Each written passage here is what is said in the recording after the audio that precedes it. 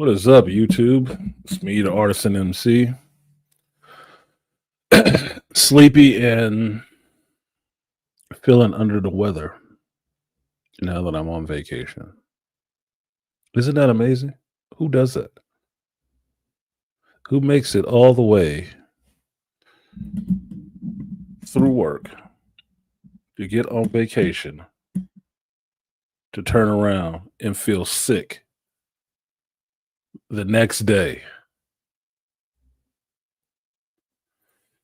I told you, my life sometimes is so fucking funny. If I didn't tell you about it, you wouldn't believe it.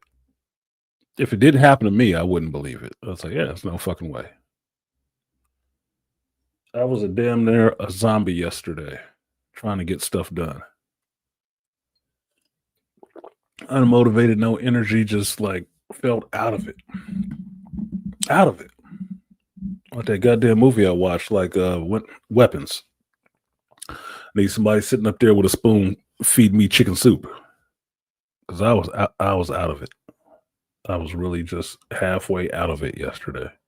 Surprised I got a damn video done. I didn't get my packing done. I can tell you that much.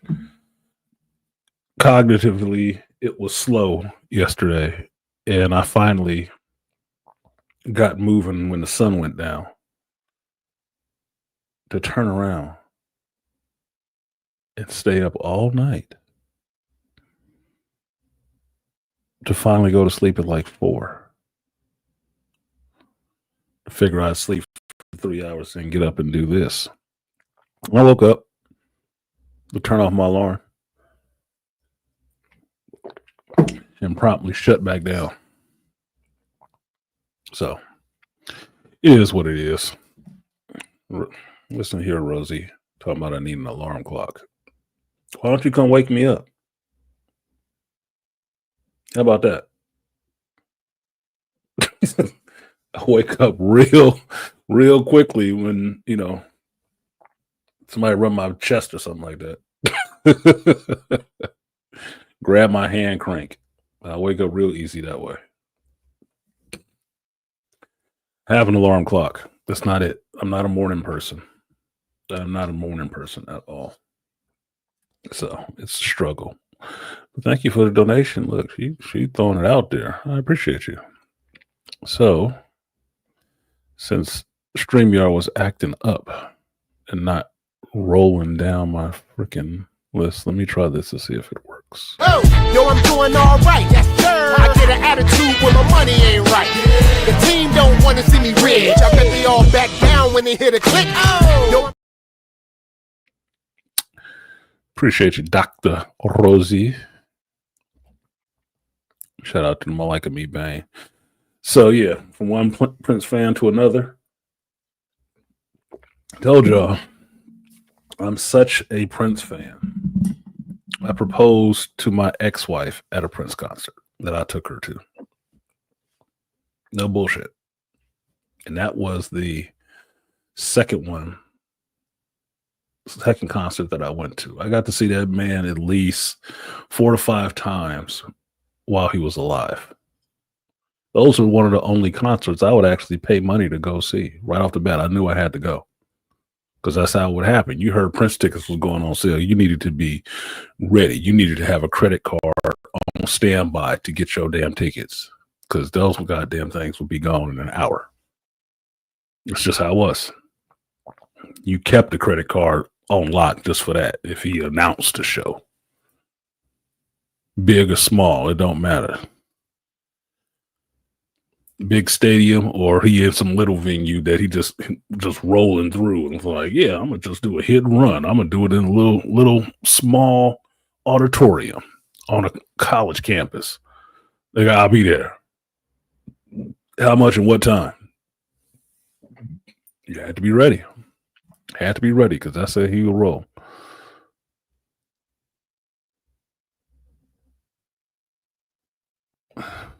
Every time you see it now, you think of purple Lamborghini.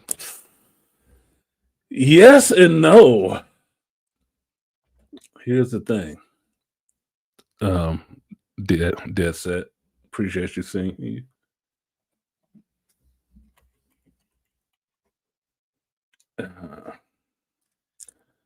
Now,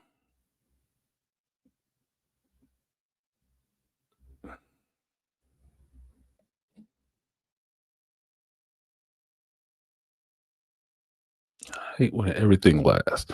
So Dad said, when I hear the Prince name, I don't think of that. I usually think of doves, motorcycles, guitars, fine ass chicks of some mixed parentage. Because he never had not a baddie. Even his little low level chicks like Jill Jones or somebody else, you still back in the day like, damn, she fucking fine though. When I left work Friday, I was the last one to leave because they tried to stick me with some bullshit work that somebody else didn't want to do. And I was not staying to finish that dumb shit. No. Everybody knew I was going to be gone for 3 weeks. Everybody knows that. And they tried to move shit around and give me somebody else's work that they didn't want to do. I went, I tried to do what I could do, but it was time to go. I got the fuck out of there.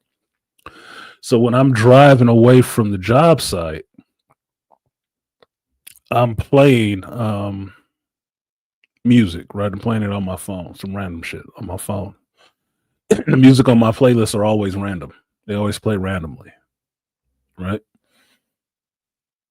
That was the order of the songs that came up. Fantastic Voyage came up. I'm like, really? It's after work. I'm on the road heading away from work, knowing I'm on vacation. Fantastic Voyage start playing. The next one that caught my ear after that was Return to the Mac. By the time I got to the light, Return to the Mac was playing. I'm like, this is a very interesting little random mix that's happening here. It's just playing. It's just playing music, right? These are the songs that are coming up. I didn't pick them. These are the songs that are coming up. And they were all about getting away or vacation or some shit like that. And I'm like, this algorithm shit is creepy, dude. Very creepy. So those are all the songs. Even Billy Jack Bitch. Which, okay, how does that work? I don't give a shit. I don't care. So that was the playlist, driving away from work. And usually, if I ever open this up, this is a private list, but if I ever opened up and showed you guys my playlist for the show, the playlist for the show is full of a bunch of songs. And usually they go into that list in the order that I hear it during the week. That's it. I may have a one or two songs I want to hear, but the things that really resonate with me, like I need to play that on the show, that needs to be on the show list. That's all it is. This list right now has 417 songs on it. It's all stuff I've used in this last year or two on this show. And they go in there. Some of them stay in there because I really like them. And others, come in and then they go out. Those were all in order of how I was hearing them while I was driving back home to start vacation. That was in order. There's two more on there that I didn't play yet, but maybe I'll play them at the end. So that was random. That was the universe, or it was the algorithm. Either way, that shit was random, and that's what came out. So if you listen to things like that, notice patterns and things, which I do. I can't turn it off. The pattern was the universe knew I was on vacation and was getting my mind into that pattern. I left work feeling good, better than I had when I was at work. I can tell you that much. I was irritated. All right. So that was that. And StreamYard is still acting goofy. It's not scrolling down. All right. So on to other things. As you guys know, I'm on vacation. Today is Sunday, which means tomorrow by this time I'll be waking up at my mother's house. And by noon Pacific Coast time, I will be on a plane headed to Las Vegas to play in APA pool tournament. Ahead of my team. My team will not get there till Wednesday. I'll be in Vegas Monday. Reason I'm leaving so late because my check-in for a hotel is late as fuck. I don't want to be walking around Vegas all morning with my bags and my pool cues. So I took a later flight. It's not that far. It's like an hour and 20-something minutes from here. No time, dude. I can barely watch a movie in that time. I'll get on the plane. It'll go up, level off, start coming down. That's pretty much how it goes. Going to LA is exactly like that, dude. You barely make an arc. You just go up and then you're coming down. It's 30 minutes, man. 30 minutes. So hour 27. Not bad. Not bad. So I will be in Vegas. Hopefully they got me a room high up from the street, which I want to be able to see the street. Which on a hotel on one of their towers. So hopefully I can get that high up room so I don't have to hear all of that shit and be in my suite and enjoying myself. The problem I've had though is packing these damn bags. Excuse me. Because technically I'm packing twice. I'm packing 2 separate bags.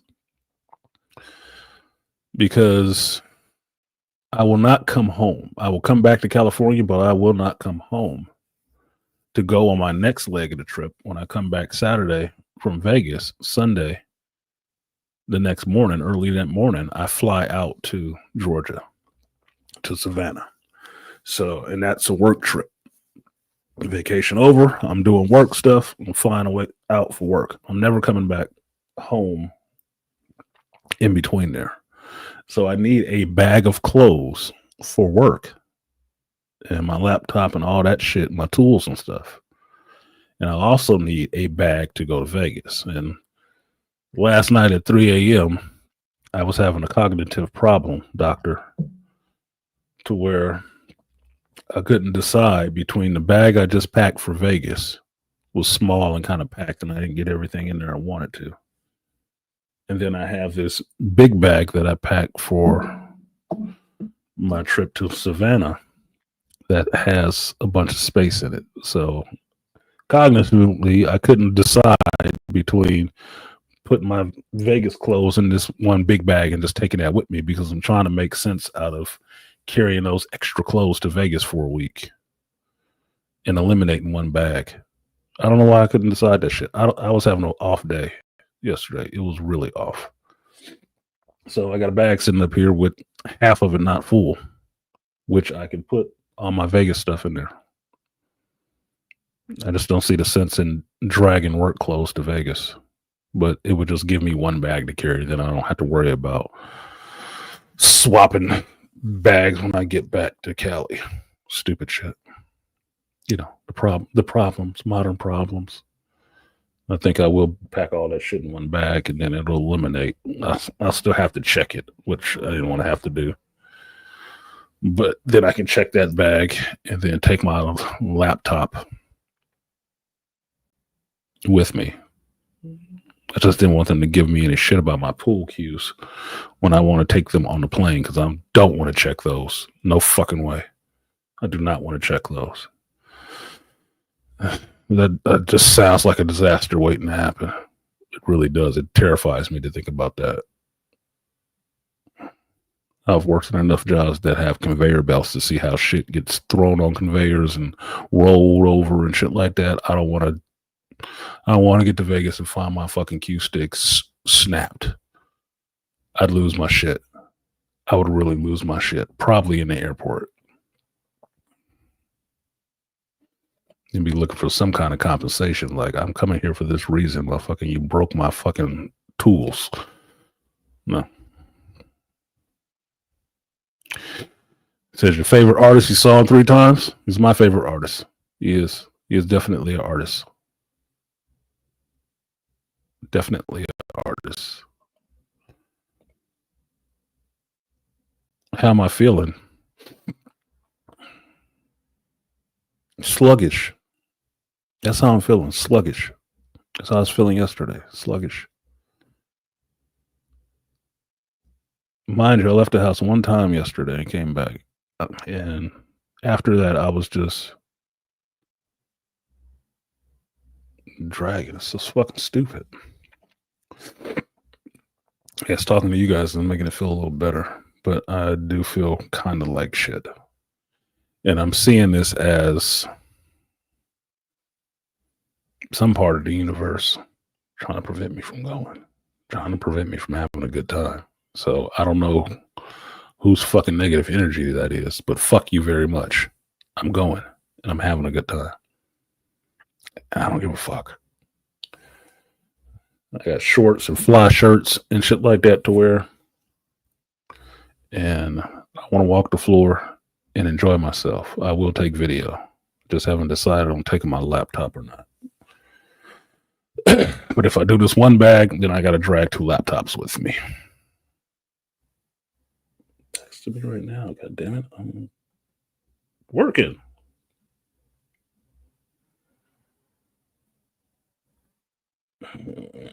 Anyway, there is some news that we can talk about today. I didn't want this to be a total boner of a stream. Everything. I want to see everything.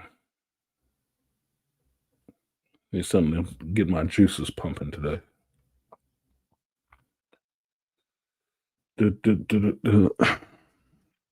So there is some news to talk about today. The first one being Gina Carano. My girl Gina C. Little Miss Muay Thai. There you go. Lip biter.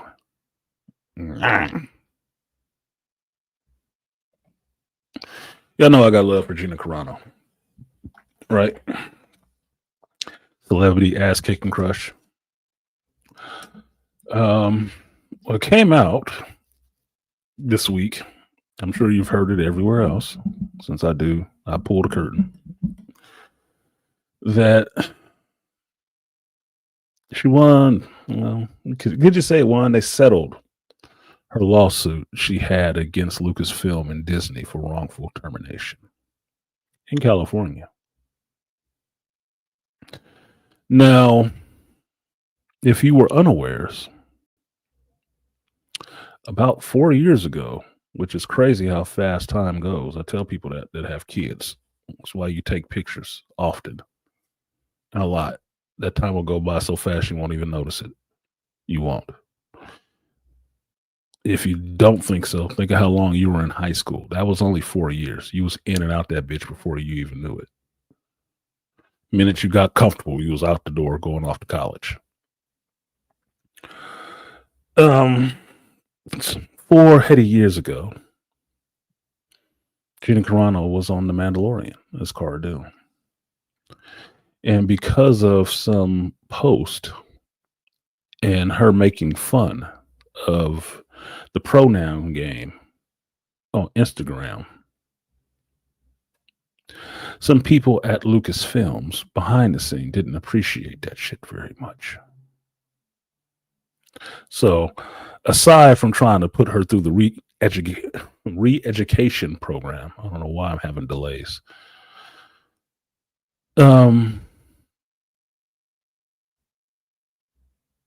They tried to make her, bend the knee and kowtow to their bullshit, and she wasn't doing it anymore. She did it to an extent. She wasn't doing it that further step that they wanted her to do, which was it's just a bunch of mean girl shit is what it was. She wasn't one of the crew. She wasn't on that shit like a lioness with the hyena hive mind. She wasn't syncing up. She wasn't syncing up, and she wouldn't take the implant. She was resisting the programming. So they fired her ass in the most unprofessional fucking way you could ever see somebody get fired who's a celebrity. Only person who got fired more fucked up than her was Bob Chapek. That motherfucker got fired on a weekend. Not even while he was at work. He had a concert enjoying himself, and he getting the email. Yeah, don't come in to work on Monday. You're fired, CEO. The fuck? That was the only one that was more unprofessional. Gina Carano didn't get that. Gina Carano got told that she was fired over social media. They didn't call her. They didn't bring her into the office. They didn't let her show up for work one day, work a whole day, and then tell her not to come back the next day and security is waiting. They didn't do none of that shit. They fired her over social media. That's how she found out she was fired. Nobody told her. She found out on social media. Like, huh? What? Completely unprofessional. Not only was she fired, they pulled her toys. She would never be working with Disney Lucasfilms again. All that shit. It was a mean girl campaign. We gonna punish this bitch, is what it was. And we gonna ruin her goddamn career because she ain't really a big actress. And that's what they did. The problem was they forgot who the hell Gina Carano was, if they ever knew. That pale skin or not, Gina Carano is a fighter. She ain't necessarily came up the easy way. Skids ain't usually been greased. She is a fighter in a hard martial art to be a fighter in. If you train traditionally, that shit is rough. So she did what fighters do. She fought. And the fan base rallied behind her. Every suggestion they had for putting a new recast in a Carl Dune was fucking stupid. And thankfully, some people at Lucasfilm who actually had balls, shout out to Jon Favreau. I'm not talking about you, Dave Filoni. No. Stood up for and would not use her character in anything else if she wasn't playing it, because the character was made for her. So John stood on that, and he didn't do it. The projects that he had lined up to do with her, he just shelved them. He didn't do them. That's nuts. He backed her. Some of the other actors on that show backed her by knowing what she said was not offensive. You can make offense if you just want to be pissed off, but it wasn't offensive at all. She fought against that shit. And at conventions all over the place that she showed up to, people showed up showing support for her, that they had joined the rebellion. And the rebellion was against the empire and the tyranny of Darth Kathleen of Kennedy in the Lucasfilm Star Wars universe. And Gina Carano was part of the rebellion. And if you know anything, Star Wars universe is built on rebellion. So everybody joined suit in supporting her against the big bad empire, which is Kathleen Kennedy at Lucasfilms and her ilk, about firing this woman that the fans love. A female character in Star Wars after Rey that people loved. Let that sink in. It wasn't because Gina Carano was doing something really fucking egregious. No. It was a character that Kathleen Kennedy didn't approve of, didn't like, that was more popular than her pseudo insert of Rey Solana, whatever the fuck her name is supposed to be, because I refuse to call her that other shit. And she was more popular than her.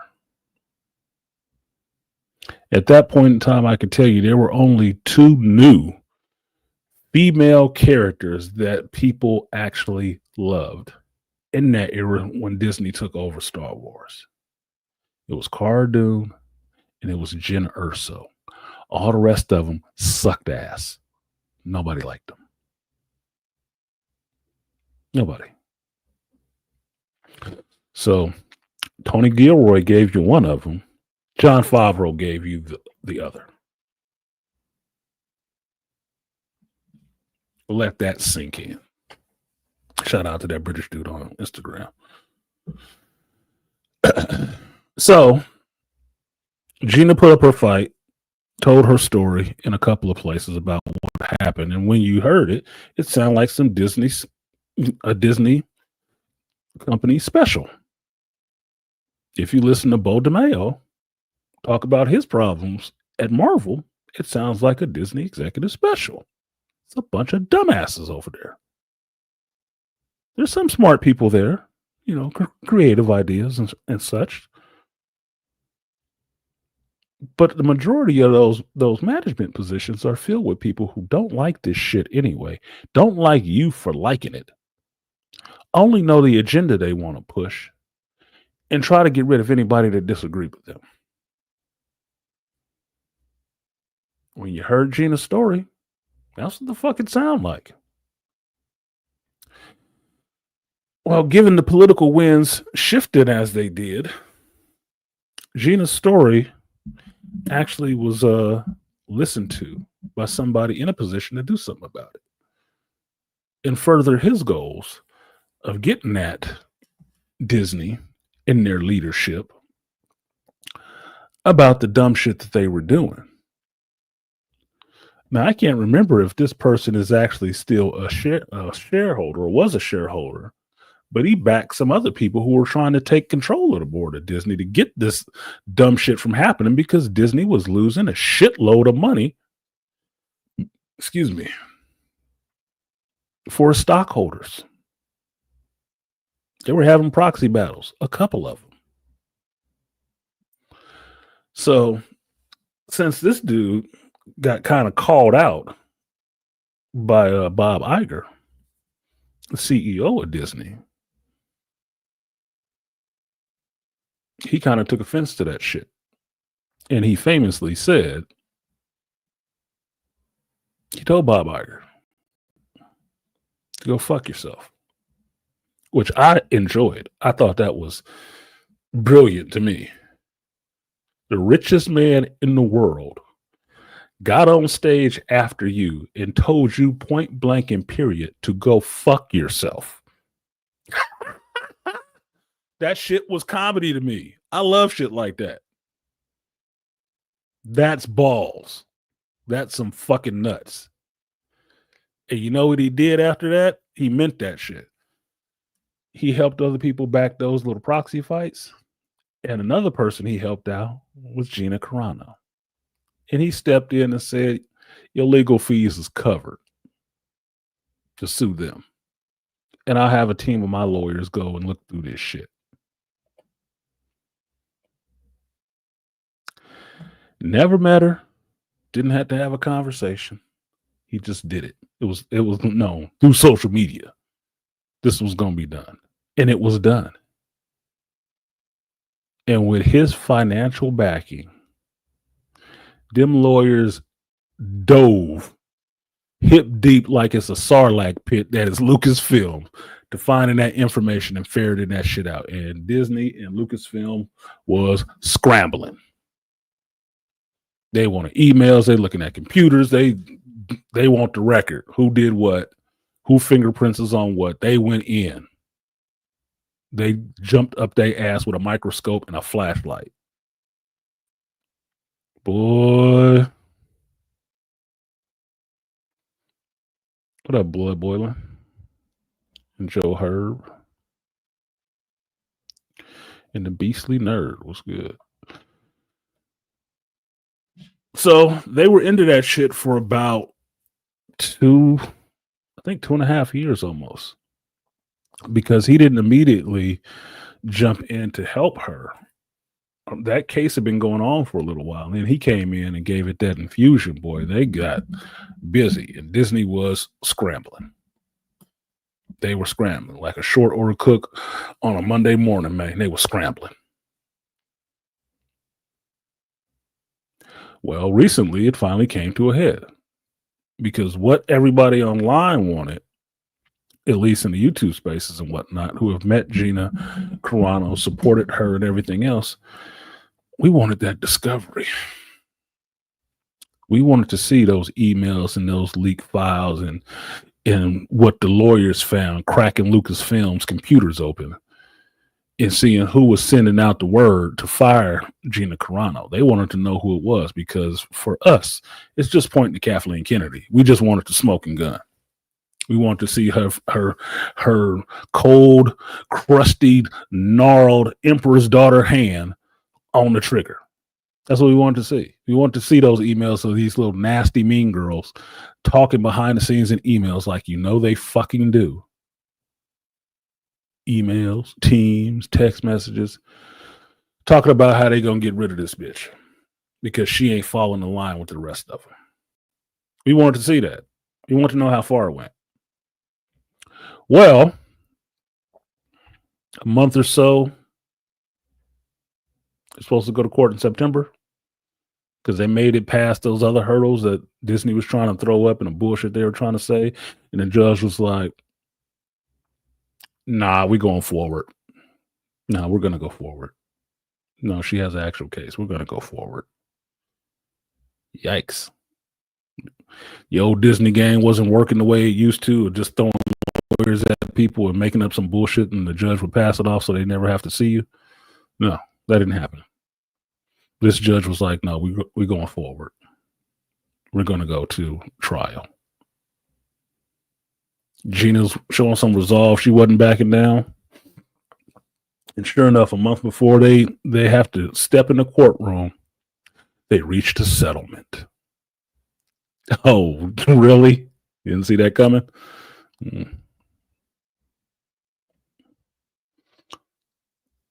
Yeah, them hard pumping ninjas, yeah, they was there for it.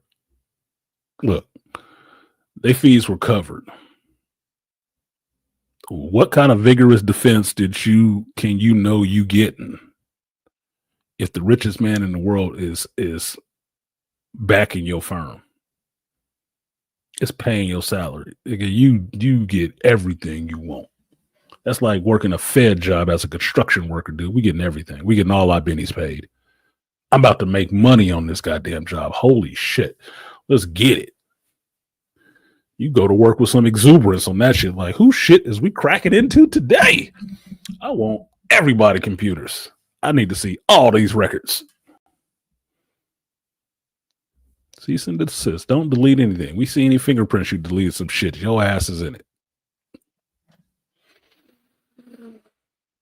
Well, a month before they step into court, they settle. And that's a big deal. Make no mistake about it. That's a big deal, not just for Gina Carano, for the fact that you brought suit, a wrongful termination suit against Disney company. Lucasfilm first, Disney second. And they settled with you after they was putting up a fight like, oh, fuck her, that's not what happened. No, it was just her. If they was so belligerent about that shit up front, like, fuck off and go away. Now Miss Carano, we seem to have a misunderstanding. What can we do to work this out? It's settled. Not only did they settle, the motherfuckers had to put out a statement basically glazing her taint. Basically. Oh, she was a joy to work with. And is loved by her friends and associates.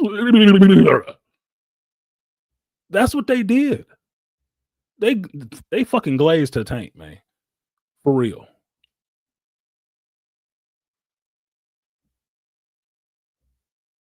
Publicly. We look forward to working with her again in the future, but we settled this matter. Really? Holy shit. Unbelievable. What changed? Pray tell. What changed? That belligerent that you had beforehand talking about this shit just seems to have evaporated. What happened? What changed? It can't just be because a new president got thrown in office, was it? Is it that simple? Is it that little of a thing that you just, totally backtrack now? The mean girls ain't running it no more? Really? Get the fuck out of here. I know y'all still there. Don't think because you put your head down, I don't see you. Fuck you. Regardless, they settled the case. And Gina settled with Disney. Now, everybody else who's mad about the fact that she settled and was supporting Disney, apparently, was sitting there trying to call notice to the fact that she probably got a big payout or some other shit. I don't give a fuck. That's how court cases work. Somebody paying. Somebody paying. If they went to court and lost, they would be paying.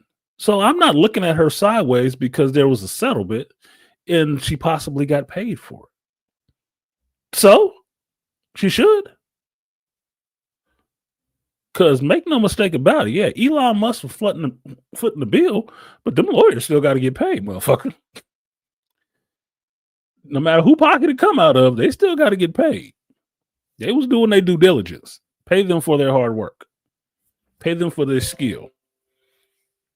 Like Dave Chappelle said about doing comedy, he's like a daredevil. He gets paid for the attempt, not the success.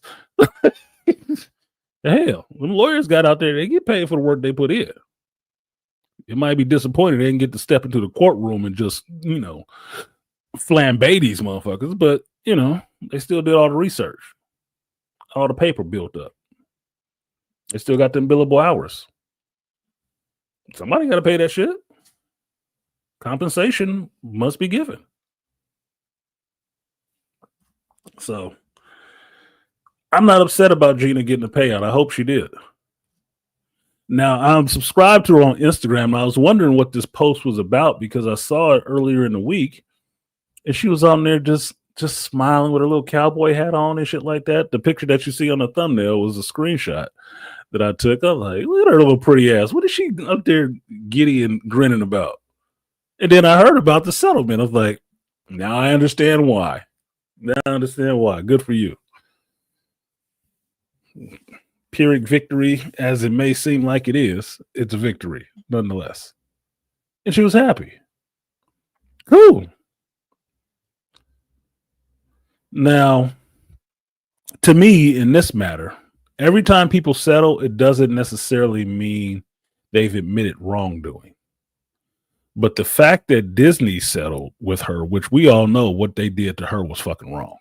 Wrong as shit. You didn't have to say, oh, we didn't do anything. We have to be found with some wrongdoing. Y'all did wrong. You did fucking wrong. The only question is how many of you did it and who was involved at the top of it to start that snowball rolling. Those are the people that we wanted gone. That was what recompense we wanted was, those heads thrown at our feet. Like, oh, yep, there you go. I knew it was that person too. I didn't know about these four. That's what we was waiting for.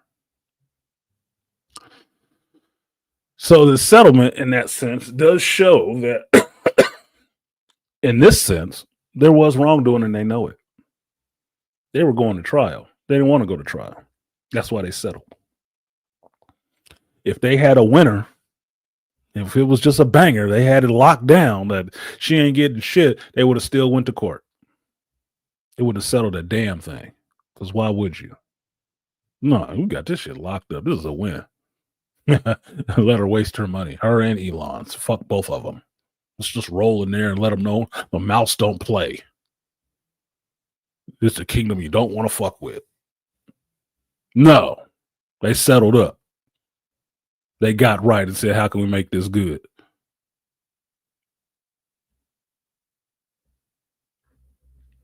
Now, Gina, happy about it. She happy about the settlement. And I would think the reason she's happy about the settlement is because Disney had to put out a statement. And they put out a statement on social media, glazing her ass, giving her the glow up. That's admitting, in my mind, that's admitting wrongdoing. Because you had to do that too. You had to talk about how good of a person she was and how much everybody behind the scenes loved her, loved working with her, a joy to be with. When your initial campaign about her being hateful and all the rest of that shit was how you got her out of there. You need to reverse course on that and correct that damage to her credibility and her image. Yeah, you gonna glaze her tank. You are. Having your salad tossed. Syrup or jelly? I don't know which one Gina prefers. She ain't asked me. But that's what Disney was doing. They were doing it. And I'm happy for that. I'm happy for her. Cool. The only sticking point that I have with it is that we don't get to know behind the scenes who was responsible for this shit. And to me, that is at least for future reference in any of these, any case like this with a big company, especially Disney. You need to have the person who did it and the co-conspirators, you need to have them drug into the light. Reason being is, I don't want these roaches to have anywhere to hide. I don't. I don't want them to have anywhere to hide.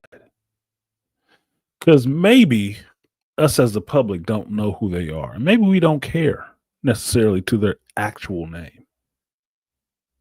Won't read transcripts, won't read any of the court documents or anything like that. Right? But I think their names need to be put in that shit so you know where they go next. You need to know where they go next, where they find sanctuary next. You do. Not to fuck with them, just so you know you can plant your flag over there and say, this is the minefield, and this is the kind of people they pull into this bitch. People who do this kind of shit. That's who needs to be drug into the damn light. Disney can have her settlement. Disney can escape public embarrassment by going to court, even though they was slandering her ass for 4 years all over this town. They can do that. Them people that was involved in that shit, that did it, they need to have their names put into some court papers. They do. So us as the general public can read those public documents and find out who the fuck was involved with it. And so when we see them somewhere else with some other company, we understand what the hell that means. And we can take our own corrective actions to not support them. Because like a bad teacher who did some stuff with some students in a school district and they just moved them to another school or something, you need to know where these motherfuckers went so they don't do this shit again. Because chances are they will. And you need to be able to locate them. Because that kind of behavior don't stop. It just gets, resentful for a little while. But as soon as they're emboldened and they have some more power, they do it again. With the lessons they learned from last time, it didn't work. No. You need to mark them. Yeah, you can release them, but tag them. And then let them off into the wild so we can track them later on. Like all little blue dots and shit. That's the part that bothers me about this. Not Gina getting her settlement. I'm fine with that shit. She deserves it. But I wouldn't want that settlement to be cover for these bad actors involved in Lucasfilm and Disney. They need to be exposed. The same way Bo DeMaio last week was exposing them people behind the scenes at Marvel, proving a point I have said for a long time. You have to understand these people who make this stuff now, this geek content that you like now that sucks ass, don't like you, are not fans. These are the people who never liked that shit that are in charge of it. They never liked it. They never liked you. That's why they don't feel nothing about giving you this slop, these agendas. That's why. Bo DeMaio came out and did his post exposing those people, and what was he telling you about? Some management, some executive that don't know shit about comics, don't know shit about the comic that these people actually are working on, and suggesting some of the dumbest ass Kathleen Kennedy-esque stuff into X-Men for season 2.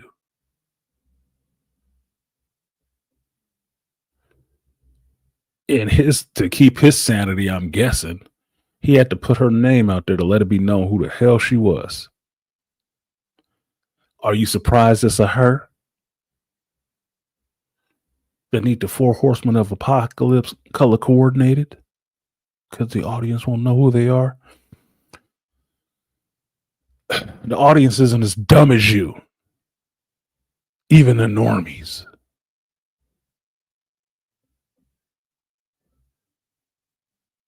Shout out to Young Ripper, because that's not my word. Even they understand who the hell Apocalypse is and who the 4 Horsemen of Apocalypse are. They don't need to have matching outfits. You know why? They got different fucking functions. Okay?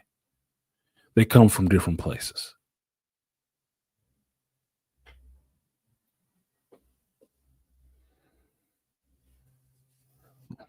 Y'all know, I don't think... No, before I get off that, let me finish the Gina point. The finish up on the Gina point is I'm happy for her, but I do want those bad actors' names drug into the light so we can see who the hell they were. And if they burst into flames, they burst into fucking flames. I don't care. I like vampire hunting. But I would like to know who those people were who were responsible for that shit, that farce. So I know where they go next. And I can act accordingly when I see them showing up somewhere else where I might like their product and know that they got some flies in the ointment over there. Because make no mistake about it, I don't think they're actually gone from Disney. I think they might still be there. They might still be at Lucasfilm. So I would like to know. I'd like to see some names put in some public documents.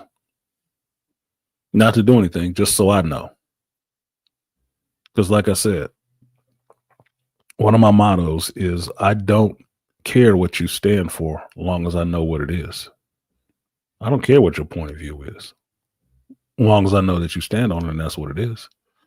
And I will either avoid you or deal with you accordingly. Just put your flag up.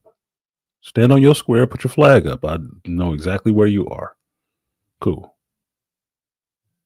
No problem. That's what you believe? No problem. Now I know.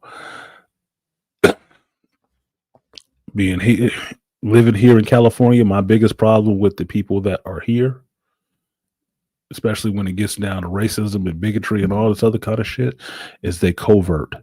They hide. In plain sight, probably smiling in your fucking face. You can never straight up identify them like you can in the South.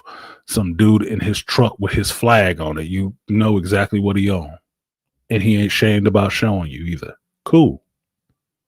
Now I know what bullshit he on. I don't have to deal with these fake ass clown makeup smiles. And then turn around to find out I got 15 daggers in my back. I like to straight up fight. Fuck all this sneaking around. It's a waste of the goddamn time. I'm not gonna live forever. Let's get it up and let's get it over with. That's the part I don't like about the Gina Carano thing. I don't think it gives that discovery on who the bad actors were. And that was something that was needed. They either needed to be perp walk the fuck out of Disney and Lucasfilm, or we need to have some names put to some paper about who the hell they were. So the public can know that. Because maybe Gina is made whole by this. She gets her moment in the sun for this. Awesome. What about the fan base? What about the fan base and what we went through having to deal with that shit? And having to hear these slanderous remarks made about an actress that we love, a character that we enjoyed. You fucked up a whole show and the comeback of a whole franchise based on that. Because make no mistake about it, Star Wars went into the complete crapper after you did that shit.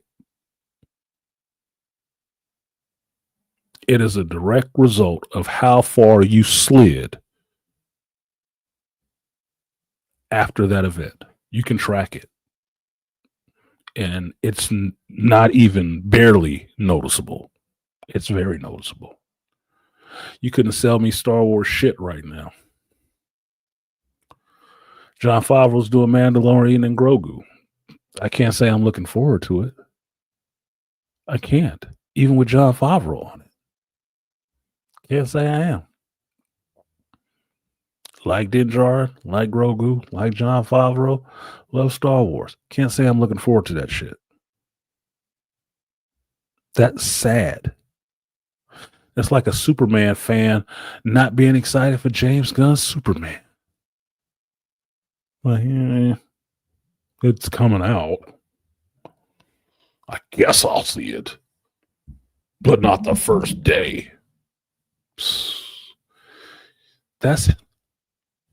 That is a hell of a lot of brand damage.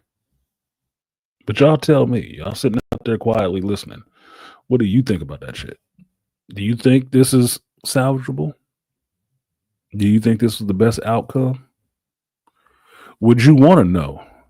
Maybe it's just me. Maybe it's just my, weirdness that I want to know who the fuck these people are.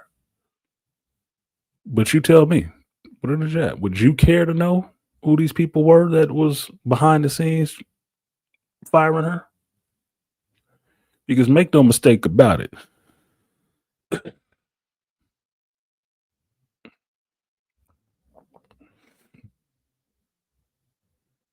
The apex predator, the biggest kill that people will want to catch would be KK's, greasy fingers on the lever.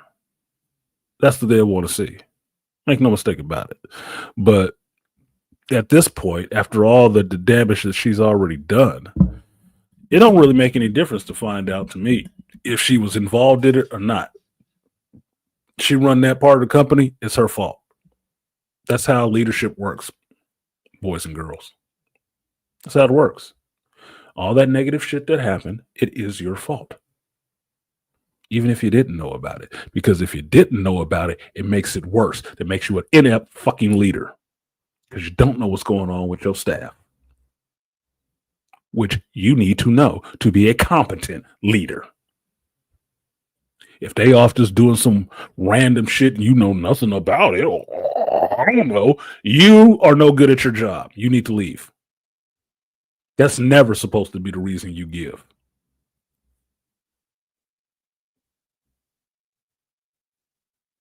And if it wasn't her, it didn't happen in her camp, it was all Disney, well, that goes up to Bob. Not Chapek, Iger. All right? It's your fault. Now you get to get fired. For having us not another fucking lawsuit. Another loser based on political leanings. I don't give a good goddamn if 3/4 of the staff is Democrat at Lucasfilms. and the other corner are just conservatives. I don't give a fuck.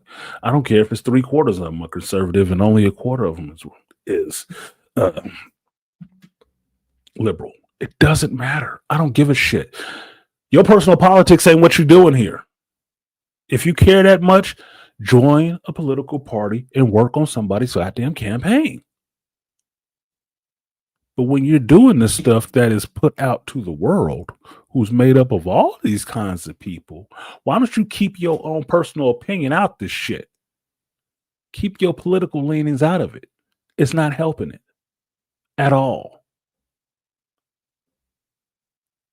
Let's get a story that everybody can get behind and not just ones that makes you feel all warm and fuzzy. Go do that somewhere by yourself.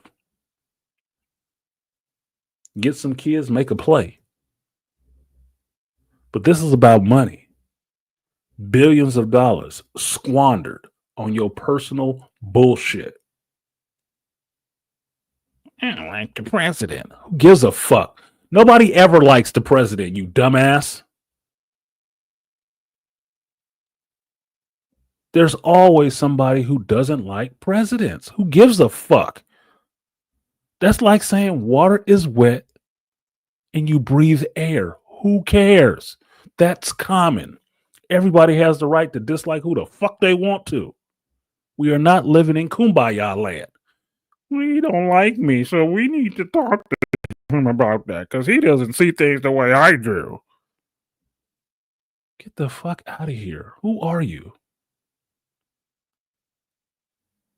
Did you think that was the case? On a planet with hundreds of billions of people, that we was all supposed to be on the same bullshit? This ain't Star Trek, okay? That used to be an ideal. It ain't now.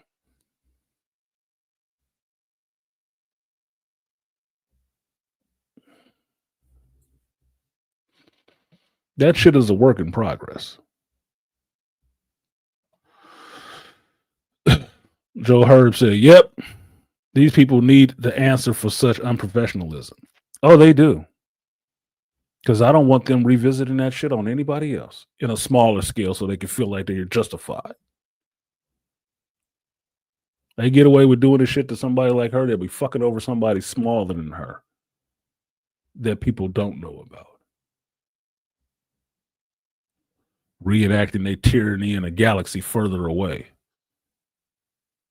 Dad said, yes, I want to know because it fools them. It's fools like them who censor and use Visa, MasterCard to do their dirty work in the dark. Yes. Yes. Like I said, like roaches, bring them into light. If they vampires, let them burst into flame. Let's get it over with. Let's get it the fuck over with. I wanted to ferret it out. And truly, I'd want Disney giving up their own. This is the cool. This is the bad one.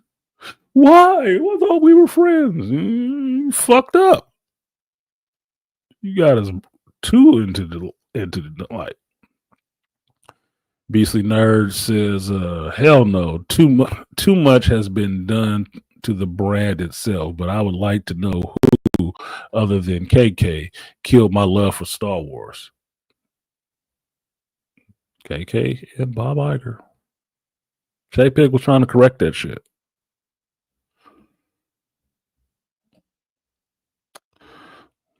What up, Charles? I know you don't know anything about what's being talked about.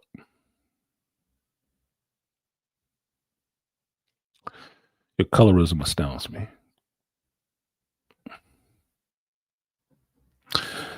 That would bring me to my other point about the something that the light-skinned god, that Angry Man, said last week when he was doing this stream about Kevin. He had a fucking brilliant line. Not that he hasn't had them before. He has them often. And what he says, I wrote it down because I wanted to remember to talk about it today on Sunday.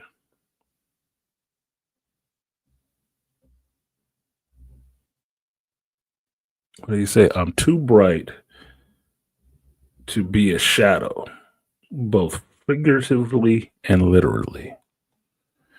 Well, that should be a light-skinned person's rallying cry for you motherfuckers who dark and always talking shit about them.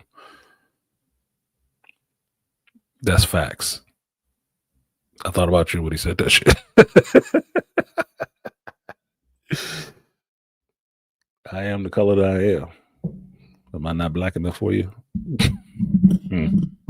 Fuck that got to do with me. So, point being, yes. So for Gina's stuff, I want those people brought into the light. I at least want their names somewhere we can look them up and find out who the hell they were. You don't need to tell me Kathleen Kennedy was involved. I know that. Gina Carano was way too strong of a woman to be dealing with Kathleen Kennedy. She don't deal well with strong women. She don't. Her idea of a strong woman is Ray. That's her idea of it. Jon Favreau's idea was Cara Dune. You tell me which one of those characters were beloved by fans. You tell me. You want Ray or you want Cara?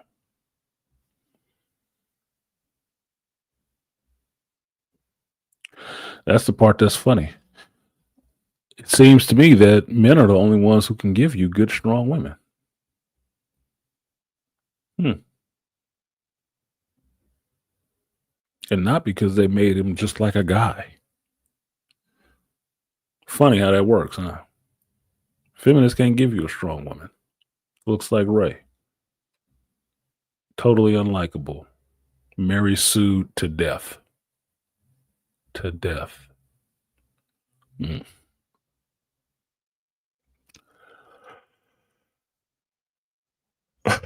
That's pretty funny, Charles. As light as Morris Day, as black as Wesley Snipes, no foolishness shall escape my sight. Oh, the light lantern. Whatever the fuck.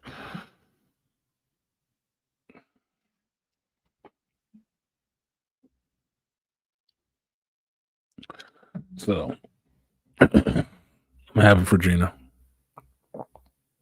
She looked happy. Cool. Star Wars as a brand is damaged enough as it is, so a settlement ain't telling us anything that we didn't already know. Oh, we fucked up, and she's actually a nice person. Yeah, we know. That's why we were upset about it. Anybody who upset about her settlement, those are probably the people that need to be going. And that goes out to you, Pedro Pascal. I might like you as an actor. I think you are a very good character actor. I do. I don't care for your politics, but I'm not watching you for your fucking politics either. I'm not. I'm watching you for what you do on screen, but don't think I hold that in any higher esteem than a fucking crossing guard.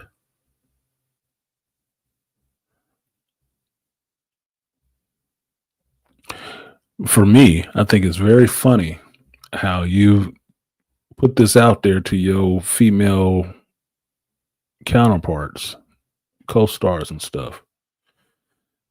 Got them to believe this bullshit about you being having anxiety, social anxiety, to the point that they believe it, that you get to touch on them and have them touching on you in every interview all over the place and not make it seem weird. No, I think you might just be weird. And it's a lie big enough that you made enough people believe it. I don't believe you socially awkward or have anxiety at all. I just think you like being fucking fawned over and getting the touch on the female co-stars without getting me too'd. Because the only other person that I see rubbing on people like that is a gay man. That's when it's okay. But everybody else in Hollywood, since Me Too, understands you can't have no women rubbing on and playing in your hair or rubbing on them and touching on them in no interviews and shit like that. You will find your ass in a lawsuit. Haley Seinfeld and Michael B. Jordan had one of the better performances this year of a couple on screen. You ain't seen them touching each other at all, really, on camera, on interviews. No. It would be a backlash. Not just because Haley Seinfeld at that time was thought of as some pretty white girl. And Michael B. Jordan is some black dude. They don't want to see that shit. Mm-mm. No, sir. Don't be acting like y'all familiar with each other in public. Not that damn familiar. Not to mention, she got a whole fiance who already having a problem with what he saw in a goddamn movie. They think y'all had some good chemistry. I don't know. So, what you gonna do in the next movie? Sit off screen and be upset?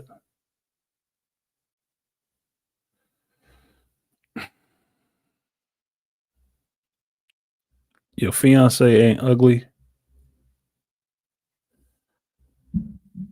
And you ain't the first man to look at her and think, I want to rub up on that. Yeah, you ain't the first man she saw and thought, I'd let him rub up on me. Get over it, nigga. She only getting older and she ain't getting uglier. If that's going to keep bothering you, you might as well start signing them divorce papers. Because that is not changing. That's her job. And she going to be doing her fucking job. Well.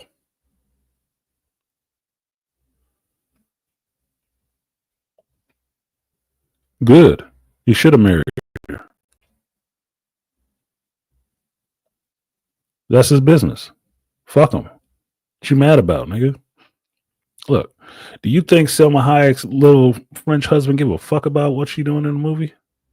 It's her goddamn job.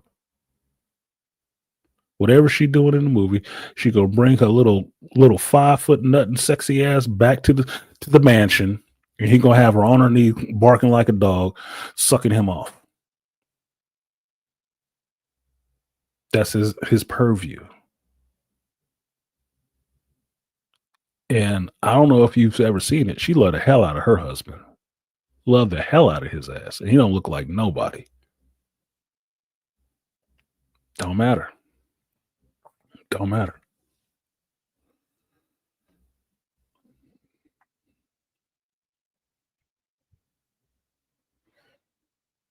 The more chemistry she got, the higher her potential pay, the greater my potential divorce settlement. Dad said no. Do the math, motherfucker. Look, I've thought about it. Anybody who's dated or been married to a chick that's really fine already understands certain things. Certain things are going to happen, right? One being somebody going to try to talk to her. Somebody is going to try.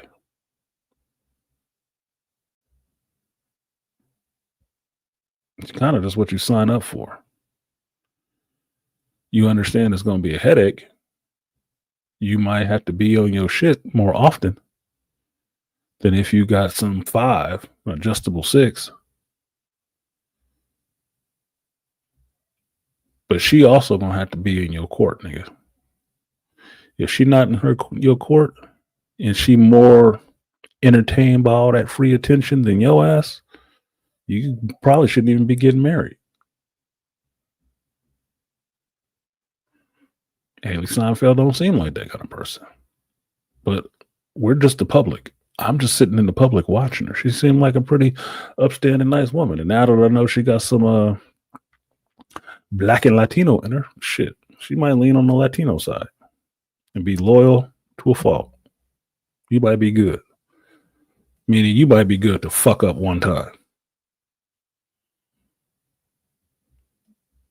But don't make it a regular occurrence.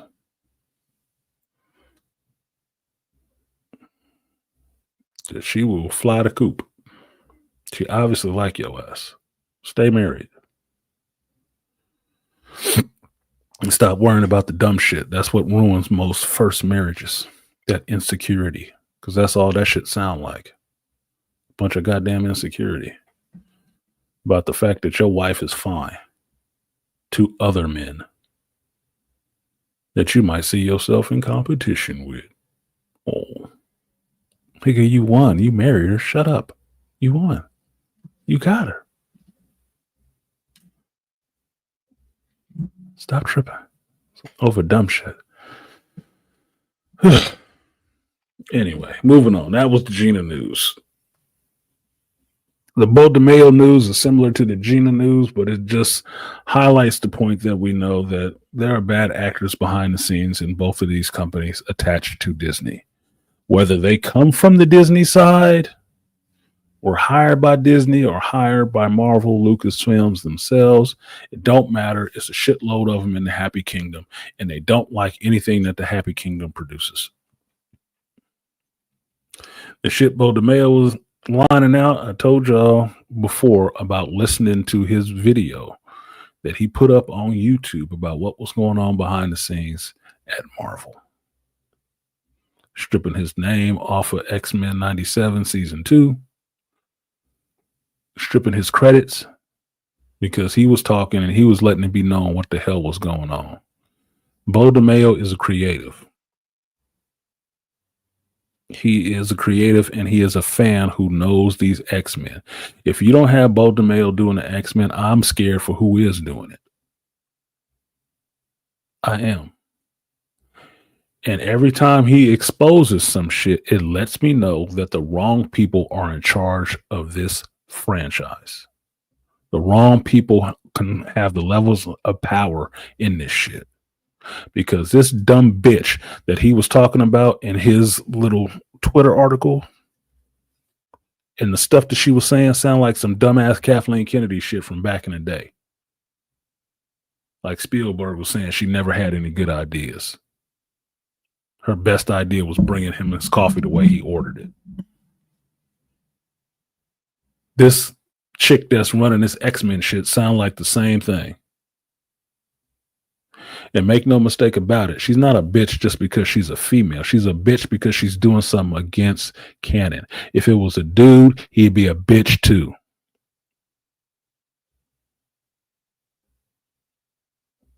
That makes no sense for the characters. You don't know the story. You don't know the characters. You don't even like the property.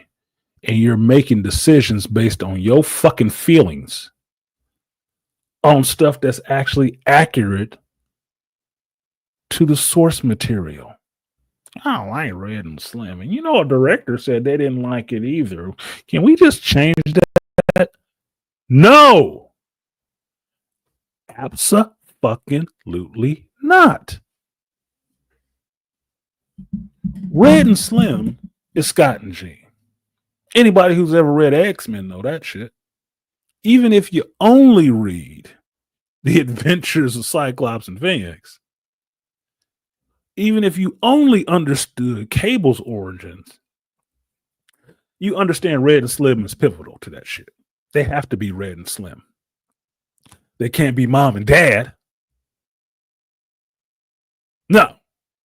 You fucking stupid Muppet. They have to be Red and Slim. There is no other name that you're going to use.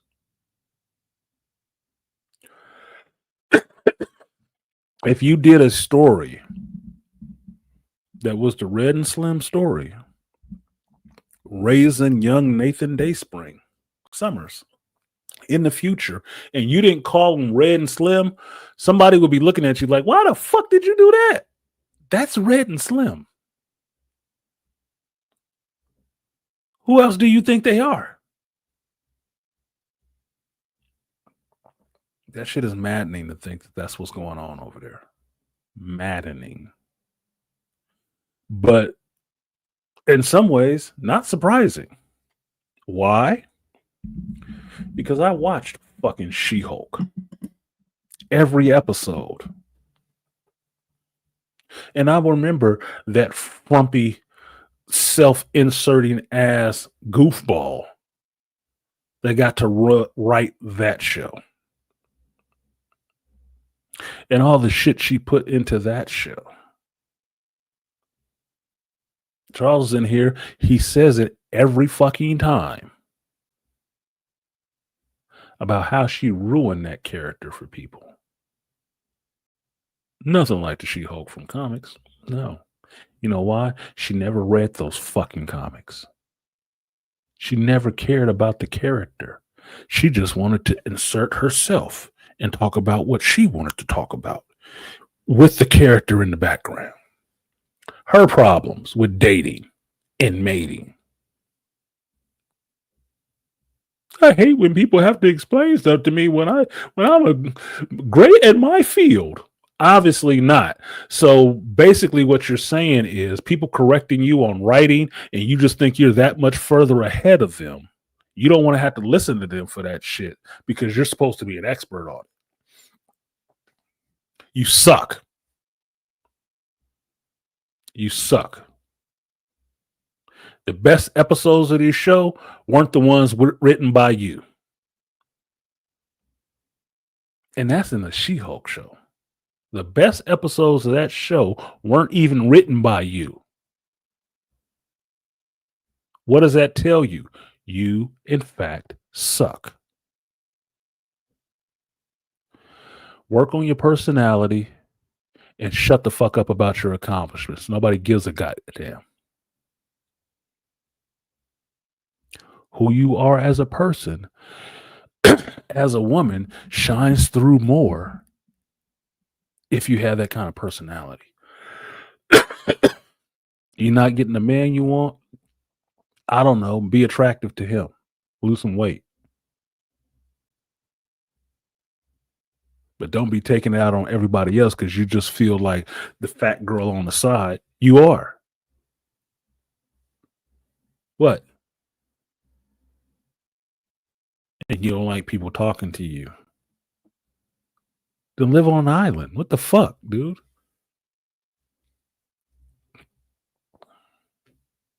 The fuck you want us to do about it? Watch your shitty show? I did. It sucked. I wasn't the better for having seen it.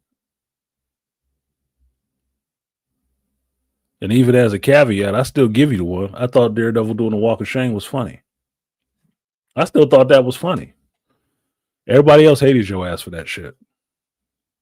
You don't put Daredevil in the ketchup and mustard and have him walking barefoot in the morning in his suit from your apartment.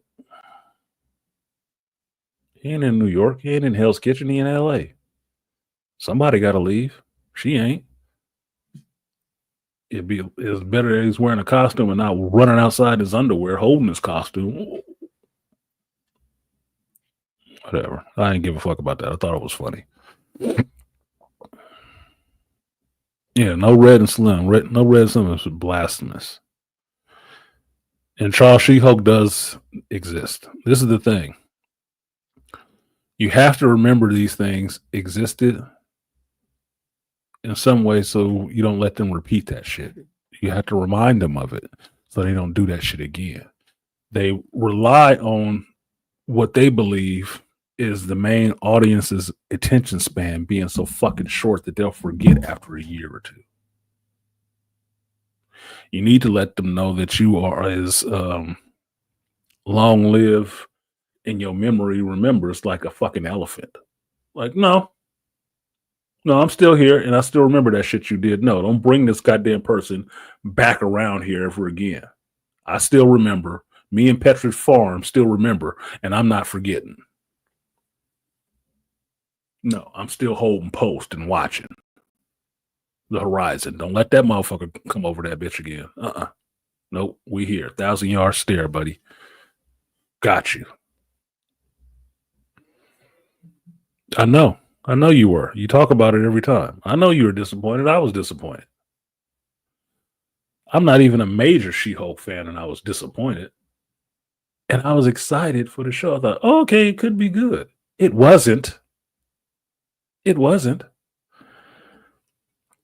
The best parts out of that show didn't have shit to do with She-Hulk. Nothing to do with She-Hulk. And I told you, the more Tatiana Maslany keep opening her fucking mouth, the less I'm liking in her. Like, bitch, I came into this, supporting you. You and Brie Larson just need to shut the fuck up or leave. Leave. Get out the house. 'Cause I'm sick of hearing your mouth. You that damn unhappy, leave. You can catch a check somewhere else. Can't you? And Jessica Gal, which is why I still remember her name, she can go somewhere else too. Go back to Rick and Morty, where the fuck you came from. She wrote one of the best episodes they ever fucking had. Then that's not an endorsement for that fucking show. You realize that, right? Because she had a whole, 8, 10 episodes of a show to do, and it sucked balls. Deconstruction of a character all over the place. I don't believe it. It must have been a fluke. The fuck on. I don't have Twitter. What did the one in charge say about X-Men and Bo didn't like? I don't have Twitter either, Joe. We both Scorpios. I'm pretty sure we don't give a fuck about Twitter like that. Naming the fact that neither one of us have it. I don't. I heard a report of some things that Bo said. I can't look it up to see it because I don't have fucking Twitter. But there's a lot of YouTube commenters out there. I believe Nerdrotic went into it. He showed the clips, and then it was Heavy Spoilers or somebody else like that went into it and was showing the clips from Twitter what Bo DeMaio said. It's damning, but it's not anything that you would be overly surprised about, because if you've seen any of the products that Marvel has produced, you would know the people who did that don't know what the fuck they talking about. They don't know anything about these characters. All this was what Bo was saying was confirmation. Like, yep, they don't know. Yeah. It's the same way as Star Wars. A lot of the people doing the shit don't actually like it. What I have said for years is I just want passionate creators working on the stuff who know the material. Seems simple enough to me. But I've known forever that the people in charge of it don't like it. It was proof positive for what they were putting out. They don't like this shit. They're not fans. Reason being is a fan would never do the egregious shit that they've already done to the characters. A fan of Luke Skywalker would never have had him throw his father's lightsaber over his shoulder. That's not a fan move. That's a person who don't like Luke, don't know anything about Luke, know nothing about Vader, know nothing about Anakin, and don't give a fuck about that Star Wars shit. That's why I might like Rian Johnson as a director. I don't want him touching Star Wars ever again. Ever again. You need to, I had an idea for a trilogy. Fuck off. Far.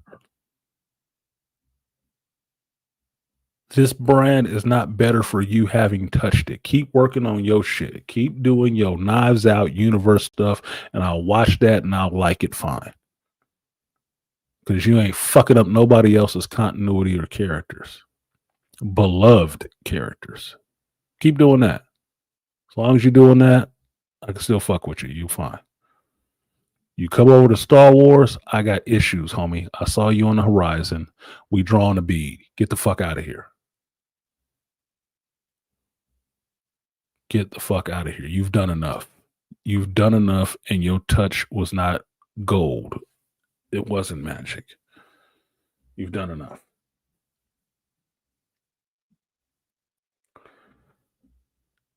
Jessica Gal is the same thing. I don't hate the She-Hulk character. I hate what she did with She-Hulk in that She-Hulk show. Can it be fixed? Yes, because a good writer can always change it up and make it better. That's not her. It's not her. The character, understand this clearly from me, you guys. The character of She-Hulk can be fixed. Just like the character of Rey can be fixed. You just need a better writer to do it. It's not going to be fixed by the person who gave you that version. No, they suck. Character motivations, character growth, the words that come out of the character's mouth will not be fixed by them touching it again because they're just injecting themselves, which means they're not interesting or good people either.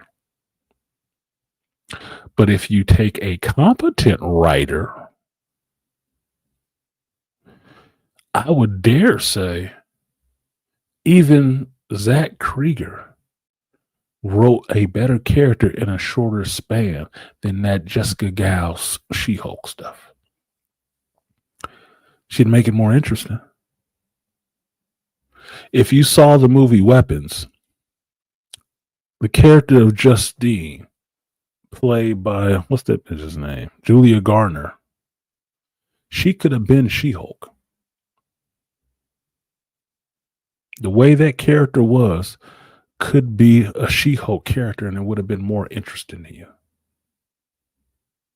She drink, she want to fuck, she talk crazy sometimes. Sometimes she a little scared when she mousy.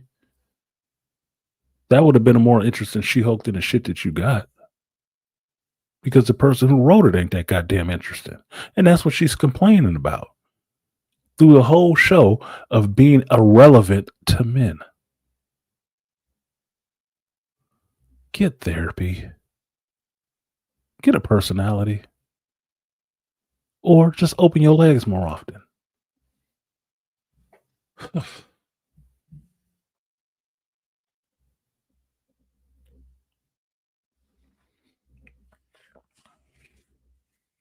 So, with a better writer, She-Hulk gets better. With a better writer, Ray gets better. It's just that simple. That's how it works. With mediocre shit writers, mediocre shit characters. To me, it's very simple.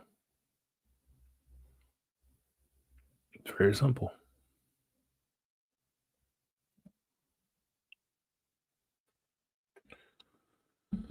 So,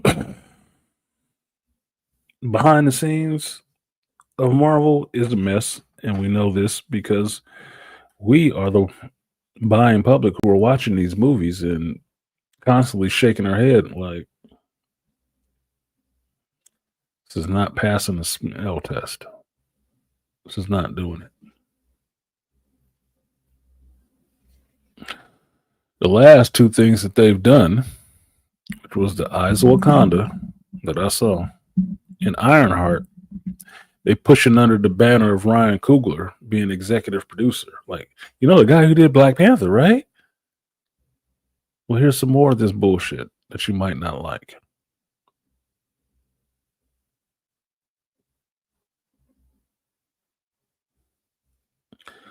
I don't want them trying to smut up his goddamn name by trying to have him push this dumb shit every time. Because like I said, Eyes of Wakanda look nice. The messaging in that shit is kind of flawed. And I don't care how many Cooglers were signed on to it. Some of that shit seems kind of flawed in and of itself. I like y'all. I support y'all. But that shit, be more discerning. Because trust and believe that if it fails with your name on it higher than the people who actually made it fail, it's your failure. That's what they doing. They smutting up your name. They ain't smutting up theirs. Black Man said most characters get nerfed in the MCU.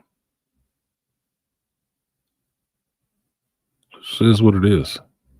In comic books, the easiest way to nerf a character is to make him a good character. That's the easiest way. The villains can be overpowered. Perfect example, this is Magneto. Magneto, when he's a villain, threatened the whole earth, could reverse the poles. Everybody was in danger.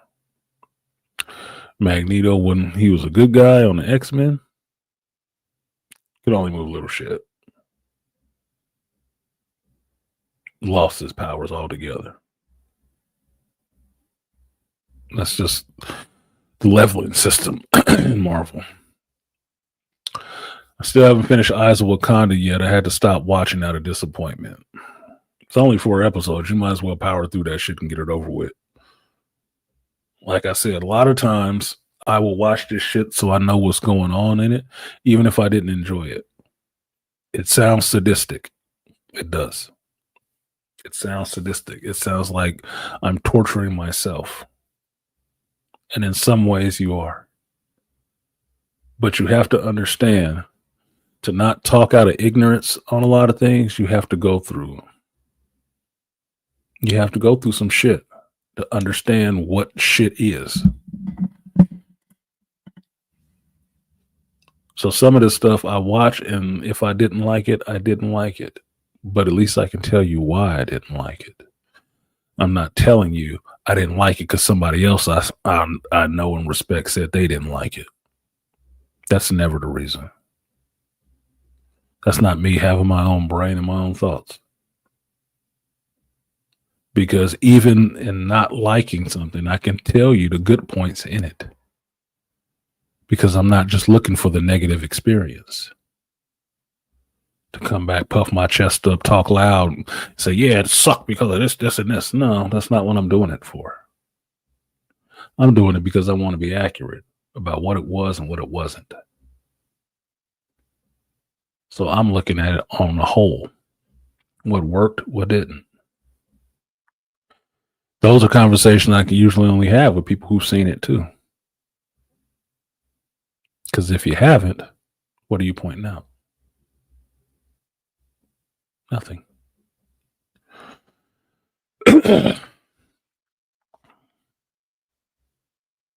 They gave his super genius. Yeah, we know. That's the old point. But yeah. He's still smart. She's just smarter. And Marvel keeps doing it. Every male character of some prominence needs to be replaced with a female. They've done it in the comics too. Beastly in here, he's seen it with, who the hell is Galactica? Where does she come from? And why are you seeing Galactica more than you seeing Galactus? To give you a female Galactus. Like the animation style, Dr. Rosie? Yeah, I like the animation style. I did. I like the character designs. Just some of the stories was way too feminine. They lean way heavy on the femme shit. That was ridiculous. Absolutely ridiculous. And it was blatant in the episode with Basha when the Iron Fist got into Wakanda. Outside of those walls of Wakanda, when it was the other Wakandans, there wasn't a fighter on the planet who could match them. Not a one. There were more than a handful for a bunch of people. Get this one Asian chick in Wakanda fighting war dogs. Can't nobody lay a hand on her. They are now inept in every way to fighting this one little chick. And she's not even using the Iron Fist. Bullshit. I've watched 3 other episodes where Wakandan fighters are shown to be the best in the world. Now this chick is just beating all of them. Not just 1 or 2. Everyone she come across. Like, get the fuck out of here, dude. So this is the feminist lens. Women win. I've never seen so many Mary Sues in one place at the same time. The fuck out of here. Animation style looks nice. Can't take anything away from it on that. The story in and of itself was interesting. But that shit was jarring. Like, get the fuck out of here. Now Wakandans lose. So it's just the men's fault. Gotcha.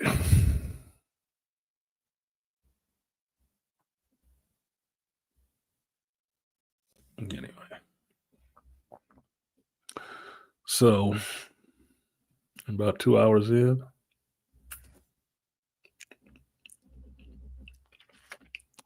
Let me see it in the chat.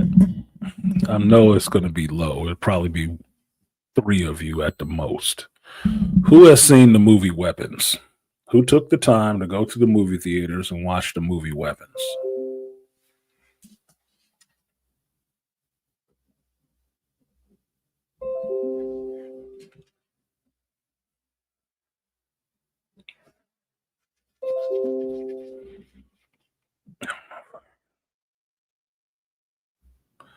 I love when I hit close and it opens the goddamn video up.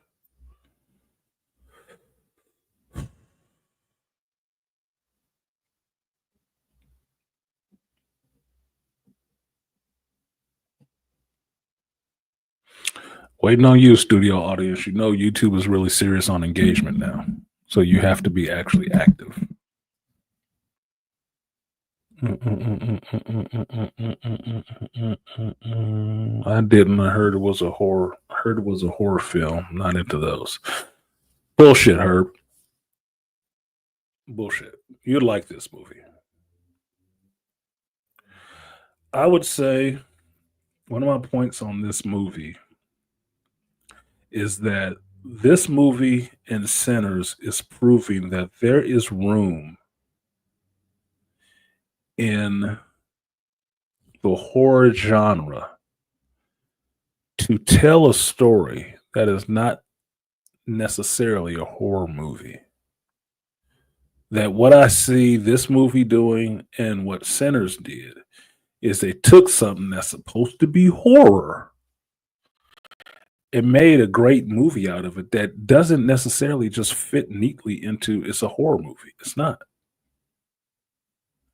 I would say after seeing this shit, because that's what seeing things are better for, it is more of a thriller and a suspense than horror at all. I saw it Friday night, opening night. Were there jump scares in the movie? A couple. But the story is told in such a way. There's more character development than you ever see in a horror movie.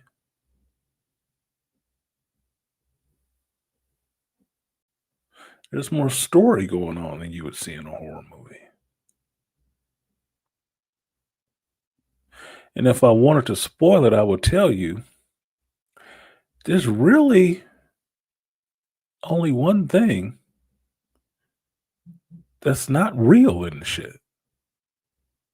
That's it. So that's what I said, and I saw other reviewers said when I went back and watched people's videos after I put out mine, that they got the same vibe from it I did, which was it reminded them of Prisoners. I went back and watched Prisoners last night. While I was lethargic and couldn't move and sitting in front of this damn computer, after doing my video and editing that up, I watched Prisoners again. I forgot that was a Denis Villeneuve movie, which explains why it's awesome. But as good as Weapons is, I can't say that I don't see shades of other movies in it too. That's why Prisoners came to mind for me and a couple of other smart fucking cinephiles right off the bat. Like, because it does pull a lot from Prisoners. It pulls from a couple of different movies.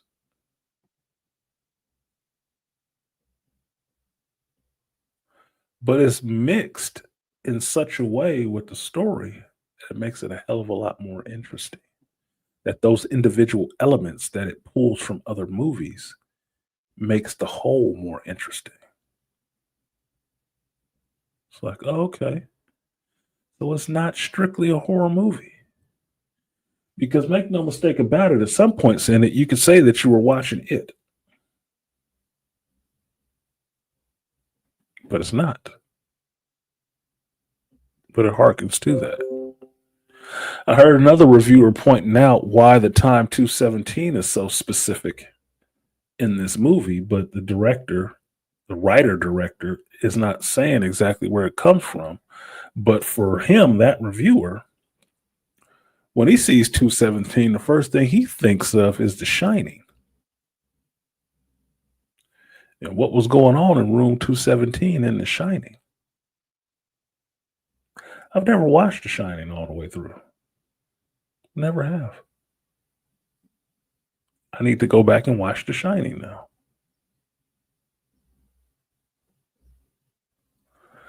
So you can see that if you watch the movie, you can see some tones from other movies in it, some aspects of other movies in it, but he didn't lean on that. It's just like set dressing. It's like watching a trailer. You don't know what the hell it is that you're watching, but all of a sudden you see skulls of aliens and stuff like that. And you automatically know, oh shit, this is a Predator movie. Set dressing.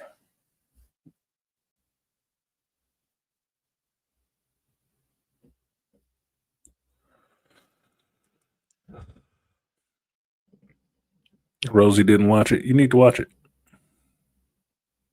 Find some time, find you some nice dude to sit down with and go watch a movie and shit your ass. Wait a minute. What I know about you, you probably wouldn't even be scared of this shit. Crazy ass. You probably wouldn't even be scared. That probably wouldn't even be any fun for you. Beasley said he's on his way to see it right now. Then I'll catch your ass in 2 hours. I'll look forward to hearing your critique on it. I don't know if I'll be on that long, but I would. I like y'all. I like hearing what you guys think, but I have to hear what you think on stuff that you've actually seen.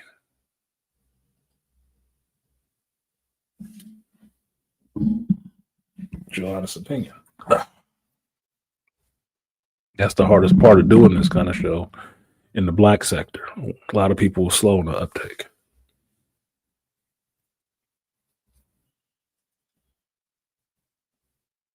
Where does the Jack come in? I see Zay Jack. Was the Jack show up? Yeah. Oh, there he is. I'm looking right past it. My bad, Jack. Click Rosy Lips again. Sup, artisan. I did not see it, but I will see it tonight or Tuesday. Check it out. It's probably already been ruined. It might have been spoiled already. I like that I've seen from different reviewers that they were pushing the idea of not to spoil the movie because it is an experience. It is best experienced for yourself. You have to experience it for yourself. Someone can tell you what's happening in the movie. They can tell you every beat of the goddamn movie. That is not your experience of seeing the shit. When I tell you I had chills and a hair raising on my skin, that is an experience. That is a real experience. Nobody had to tell me that shit. That's what I felt sitting in there watching that fucking movie. I'm a pretty sturdy dude. That shit was a little tense in some area. That was a stressful experience. It was stressful. I told you, now that I think about it, the last movie I had that kind of reaction to sitting in the theater was the movie Old by M. Night Shyamalan. I was having stress reactions in that movie for real. I was sitting in there getting like, what the fuck, dude? Am I palpitating? What the fuck is going on? I had to go outside. I'm serious. I had to go outside for a minute and drink some water. I was having stress reactions in that movie. That shit was stressful. That's a movie most people ain't even seen. That shit, you have to experience something like that for yourself. That cannot be told to you. I told you what was going on with me. That doesn't give you that experience. You just heard a story from somebody. You have to have that experience for yourself to see if it even bothered you like that. But the fact that I just told you about it means that I already changed it for you. You'll look to have that experience. You won't have it yourself. That's why I don't believe in spoiling things. The act of telling you about it spoils it for you because now it's a program response now. Now you know you should have this reaction too because I had it. That's why I don't believe in spoiling shit. You have to have your own reaction. If it lines up, mirrors, cool. But if it come out of your mouth just the same way it came out of mine, you were spoiled. You were spoiled. Artisan, go see The Shining. Classic. I know what it is. I know what it is. I've just never watched the whole thing from beginning to end. Never have. I've seen it through the years in bits and pieces. Bits and pieces of it. Referenced in other movies and shit. I just never have sat down and watched it. Straight through. I know Jack Nicholson, Shelley Long, the creepy little kids, and all the rest of that shit. The hotel, the snowed in. Yeah, I know. Stanley Kubrick, like Stanley Kubrick movies. I just have never watched it all the way through. Not that I was too scared. I just never seen it all the way through. Like a couple years ago when Dr. Sleep came out, I knew exactly what that was about. That's why I wanted to watch it. I just had never seen The Shining all the way through. Rosie said she was going to ask me out. Damn, you hella progressive. Don't let the women of the other, high mind folks hear about that. Might lose your credentials. You can go. You ain't scared of shit though. Fuck fun is that? You be like sitting in the movies with a dude. Like, she ain't scared. This is kind of why you take chicks to horror movies. Because you kind of want them to be scared. If they're not scared, the fuck they at the horror movie for? Kind of ruins the fun. Oh, shit.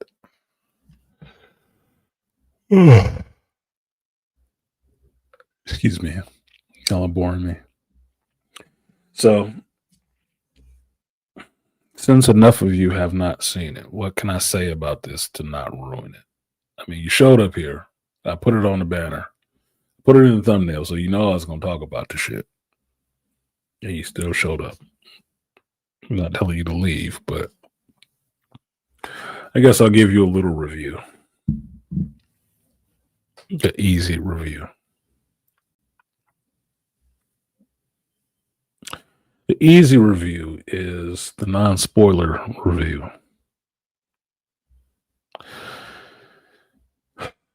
The movie takes place in a small town in Pennsylvania, Malika. Small town in Pennsylvania. And 17 kids go missing, which you have heard. One kid in that classroom does not go missing. He still shows up to class.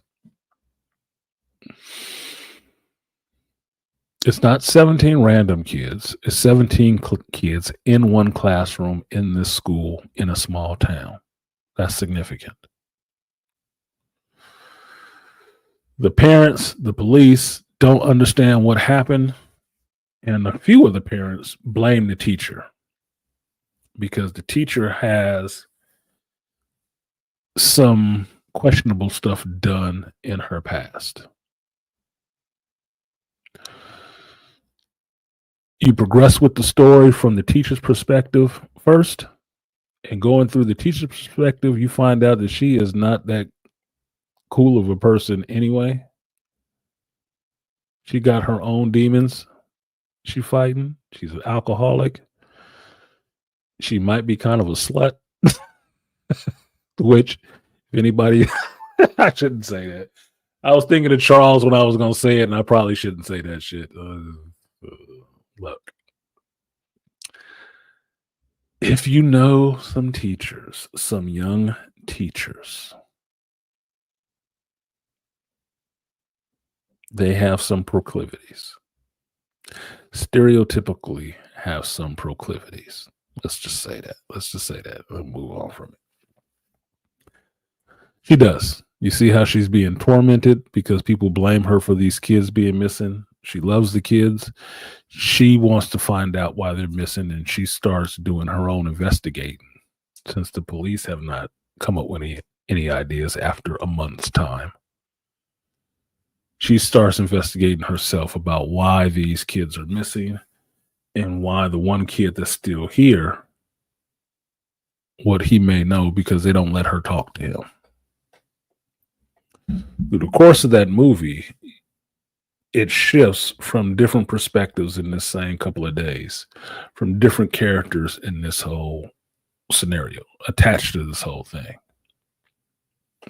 The Josh Brolin character of Archer is one of the parents of one of the kids that went missing.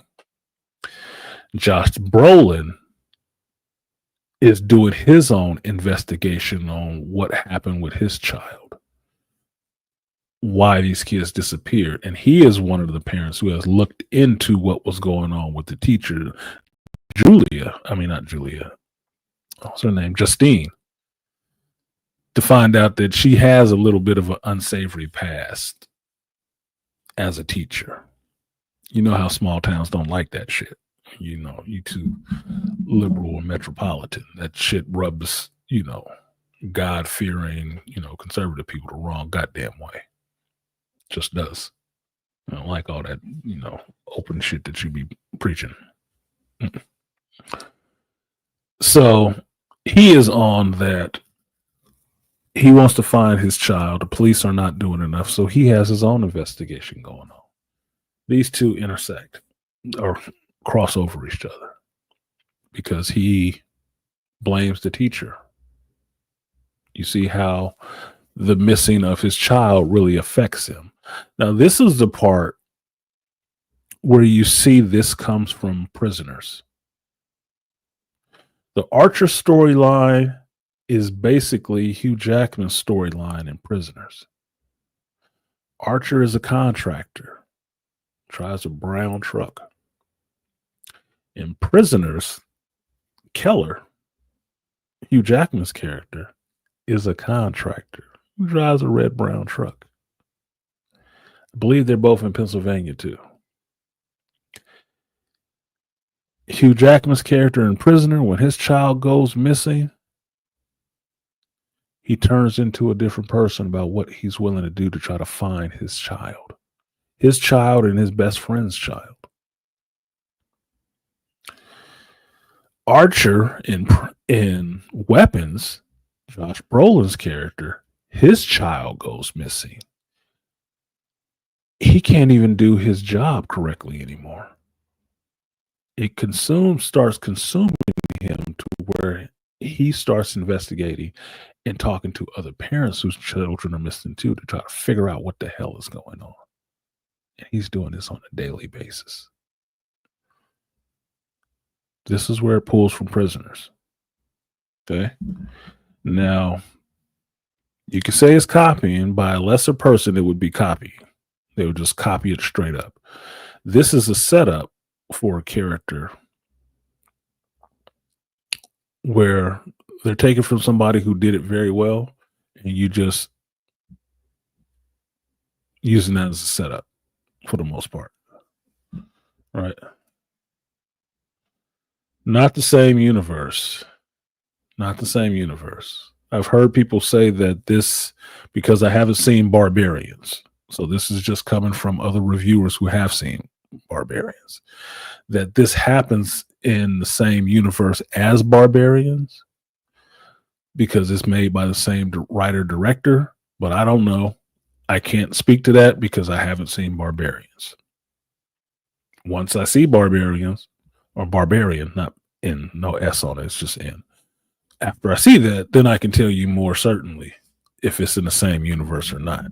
But cinematically, if some weird shit is happening, if it's not Castle Rock, it's fucking Pennsylvania, okay? That was a conversation at the dinner table after seeing this movie. Like, this is why I don't want to live really anywhere back east. It's too much dead shit going on there. It's too much weird shit. It's too many people have died on that coast through settling and coming over here to the Americas. It's too much old shit over there. And the further back east you go, the older the stuff is. It's more spirits, more ghosts, more weird shit. I'll keep my West Coast, okay? Oldest things we got over here was some fucking 49ers and shit. So, and Native Americans. So we good. Got no shit that jumped off of somebody's ship coming from the old world. Like, oh, I'm here now. I can feast. No, no, I'm good. Now, the next character in this is Alton Ehrenreich's character of Paul, who's a police officer. Paul's character is interesting. Excuse me. Perps. This part also, in some ways, has shades of Prisoners too, to where Paul is kind of like Jake Gyllenhaal's character of Loki in Prisoners, a police officer who does want to find these children as well. Where it deviates is that Paul's character is kind of a sad character. Jake Gyllenhaal's character in Prisoners is serious. He doesn't really have a family and stuff like that, but he has quirks and tics. You can tell. If you don't know how good of an actor Jake Gyllenhaal is, watch Prisoners. It's on Prime for less than $4. So some of you cheap motherfuckers can actually pay for that shit if you feel like doing it. And watch Jake Gyllenhaal's performance of that character. What he does with his face, how that character listens to people or looks at people. It ain't Bubble Boy. It ain't Donnie Darko. Not even Nightcrawler. Ain't even Prince of Persia. These are all movies that Jake Gyllenhaal has been in where you can see him playing different roles. Right? Different characters. Watch his face, watch his tics, watch how that character interacts with people. Personable, but there's something off about him. Alton Ehrenreich's character in Weapons of Paul, he's just sad. He is a recovering, what I would say, alcoholic. Trying to repair his relationship with his wife, girlfriend, who was the daughter of the police chief. He fucking up. And he has a bad day at work. He's not a detective. He's just a regular beat cop, but he does want to find these kids too. And the way his shit goes is sad. It is. Now, to me, one of the standout characters in this was the character of James. And I forget this actor's name. But James is a tweaker. He is. He's a homeless tweaker. And he injects comedy more so than it was already injected in there into this movie, which is why, Herb, I can't say it's strictly a horror movie. It's not. It's suspenseful. It's a thriller. Yes, you can get a jump scare or two out of it, but it's not really a horror movie. In the same way, Sinners was getting written off as a horror movie. Oh, it's just a horror movie. Oh, it's just a vampire movie. It is a lot more than that, motherfucker. Corey from Double Toasted pointed this point out that Sinners, you showing up for a horror movie, yeah, you might get the idea there's vampires in it, but it had a whole musical number in the middle of the shit. Like, huh?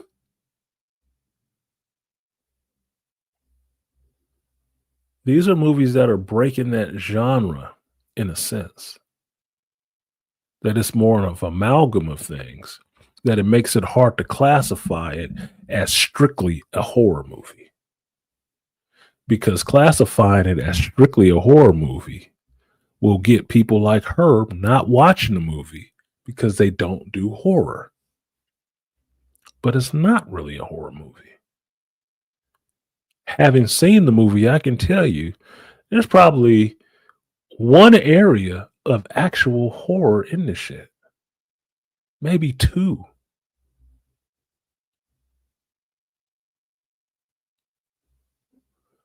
But if you watch it, if you didn't know that, you would think, oh, it's just slashers and bodies hanging. No, it's not.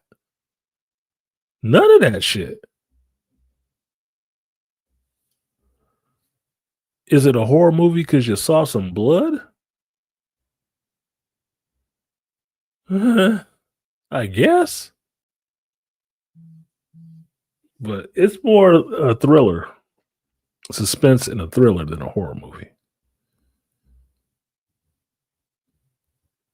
I mean, there's a scene that happens in this movie with Benedict Wongers from the MCU, playing the character of Andrew, the school principal. There's a scene that happens with him that you could see in a Tarantino movie, but it wouldn't make a Tarantino movie a horror movie, would it? No. Tarantino don't even do horror movies. I mean, he was in From Dusk Till Dawn, but that was it. But the scene plays out like something you would see in an action movie or something like that. And like, but if it was in a different movie, you wouldn't call it horror.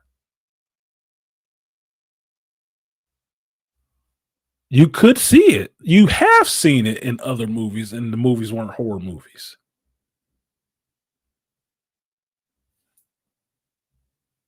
So, gross, graphic, yeah. But that don't necessarily make it a horror movie to me. So that's what I'm saying. The movie is breaking the genre up a bit. There's enough other stuff in this movie, including humor, that doesn't make it easily classifiable as a horror movie. Because understand, that's just what Hollywood puts on the movie to get it out there into the theaters and give it's a horror movie. Not really. Sinners was more than a horror movie. Weapons is more than a horror movie. It could get a broader audience if you weren't calling it a horror movie. But you don't want anybody to sit down in the movie and be shocked all of a sudden, like, oh, fuck. That's the thing. You have to have some reason to classify their shock. Call it a thriller.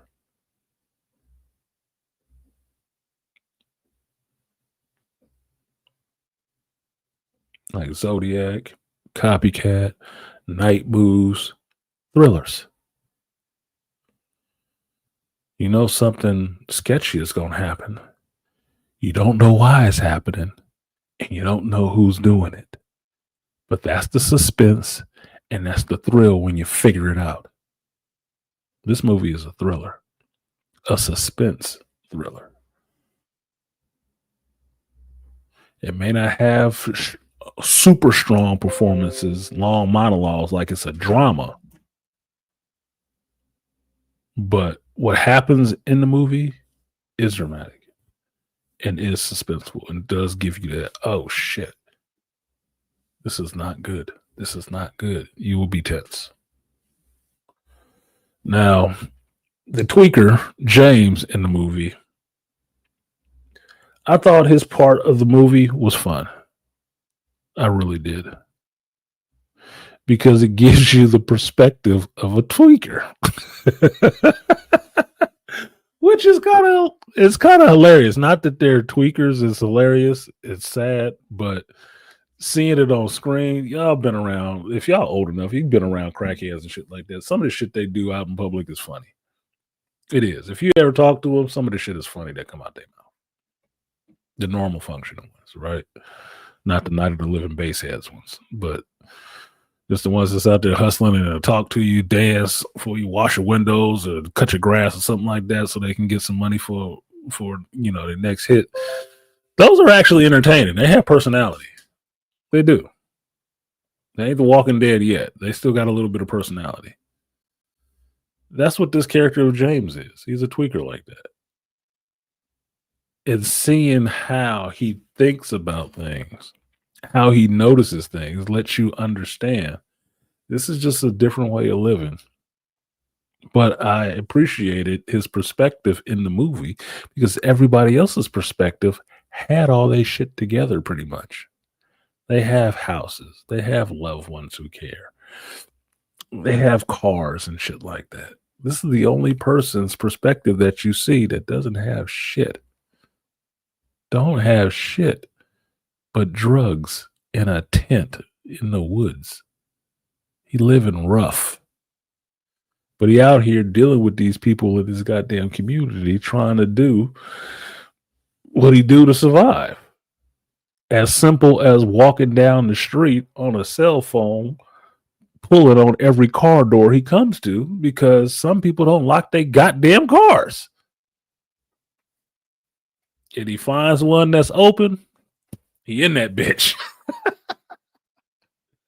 I saw that shit and I had to laugh to myself about when I got my car broken into. It wasn't really broken into. I forgot to lock my doors. And I parked my car in the bank parking lot near the comic shop. I'm like, oh shit, I forgot something. I went back and my doors was open and my brown coat in the back that I loved, that was in the back seat, loved, was gone. I'm like, motherfucker. God damn, that took no time. Did they see that on the cameras? Don't matter. Don't matter. If you got some sketchy people in the neighborhood and you get caught slipping like that, they will be in your shit. I got a whole video of some homeless person being in the window of my car when my window was broken. And I had to still go to work. And it was cardboard on the window. They was in that bitch. Sunglasses, charm necklaces hanging from the visor, not the visor, but the rear view mirror and shit. They was in there. They got that shit. I got a whole video of it. It's just what it is. Y'all are not doing shit. Dead chat. I must be boring as fuck. I could shut this shit down and go back to sleep. I don't know why I show up early.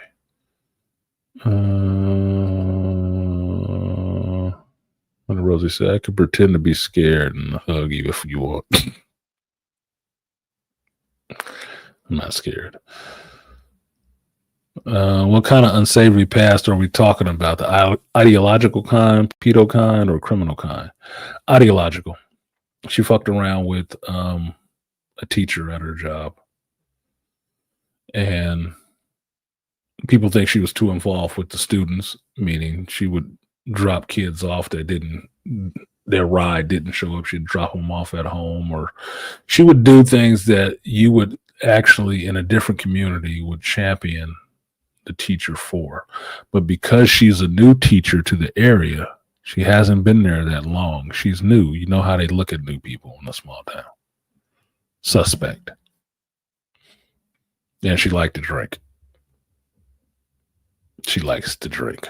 But if you know teachers, you know they have to drink. That job is stressful in a whole different way. I can remember when I saw one of my daughter's principals. It's a Friday. I think it was going to be a long weekend or whatever. And I went to Bevmo to pick up some libation. And sure enough, I saw my daughter's principal in there. And she was two-fisting 2 big bottles of alcohol.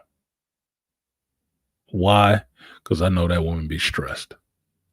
And she was going home. She wasn't even married. She was going home for the weekend. She about to tank up. Stressful job. It's like being a cop. You got to take the edge off in some kind of way. You just have to be disciplined about it so you don't turn it into a problem.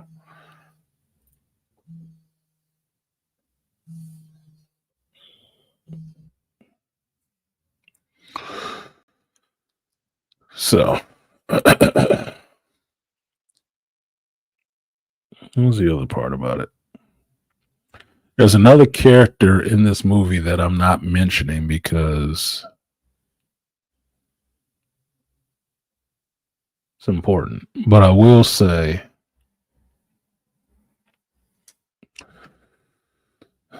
okay, Dr. Rosie, you were elementary school principal for 19 years. What is your drink of choice on a Friday after you got finished dealing with them damn kids and their parents and the faculty? Are you sitting there sucking on soda? Drinking beet juice? You tell me. I don't want to put words in your mouth. You tell me. How did you cope?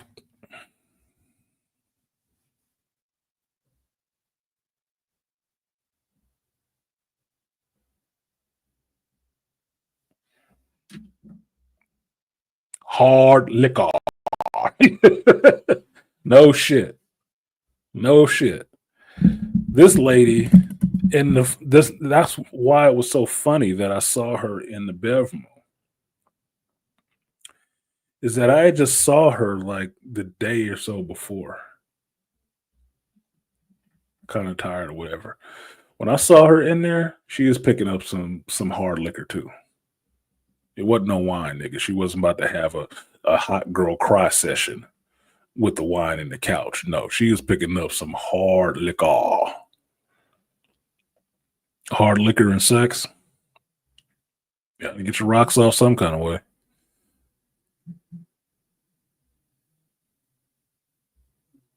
She was picking up some bottles of some fucking vodka. She was a white lady, so she was picking up some hard shit.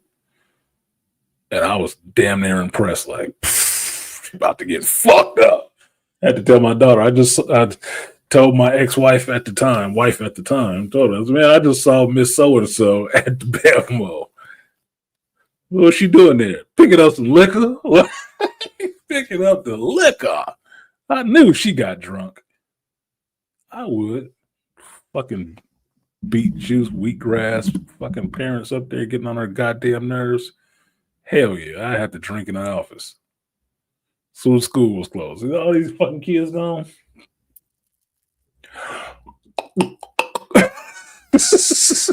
Fuck out of here. So I can drive home without wanting to run you bitches over on the street. Hard liquor and sex. Yeah, liquor's quicker. Sex candy is dandy. What am I like to say? Having your car broken into and having your personal stuff stolen out is a hurt piece. It happens to me some years back. Yeah, it happened to me some years back too. I got this car that I have now broken into twice. I think it's because the windows are too big and wide. And the only time that actually bothers me is the first time because I didn't take my backpack out the car. And my backpack had my flash drives in it of all my pictures. And that's gone.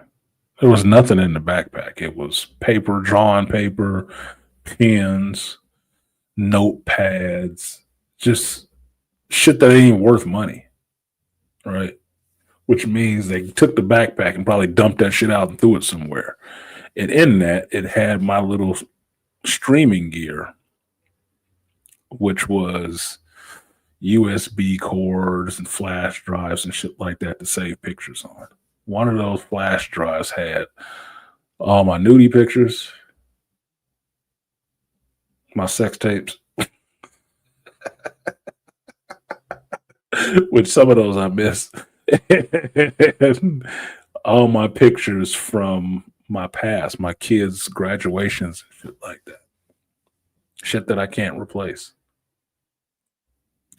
And is no copies of. That's what I miss. The window can get replaced. I got a new backpack the same day, the same model. I still have it now. I can't replace those fucking pictures. That's the part that pissed me off. And I kicked myself because I knew I left that bag in the car because I was tired and I was being lazy. I should have took that motherfucker out and not realizing these motherfuckers that stayed next door to me, sketchy, possibly tweakers, saw that it was making note that I didn't get out the car with my backpack. And in a residential neighborhood, they busted my goddamn window and took it. It was either them or my fucking roommate. Because he was the only one up around that time. And he didn't see anything.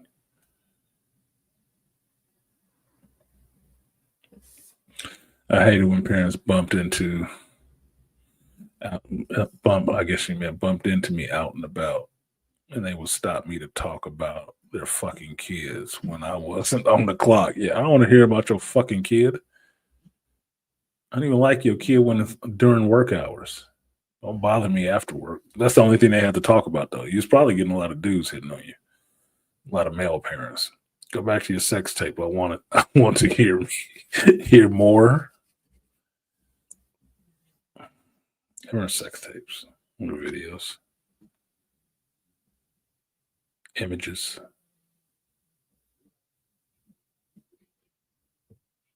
Yeah. I lost a lot of shit. I lost a lot of pictures. I like pictures. I lost a lot of pictures. Out there in the world somewhere. Maybe they have somebody landfill already, because that was years and years ago. Oh well. From experience working with unruly ass kids in parasite can lead to bad habits, luckily sparring and grappling help. Yeah, because then you can punch them in the throat. I work with unruly kids. Parents were a problem too. Especially in this day and age where they believe that you are the enemy and not they're trying to help them with their fucking kid. So they can show up acting really irate with you. Like you are not another grown-ass person.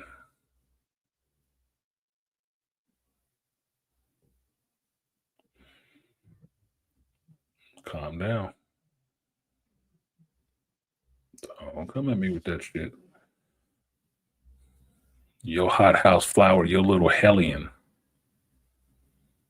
was not maintaining. Of course you know this, right?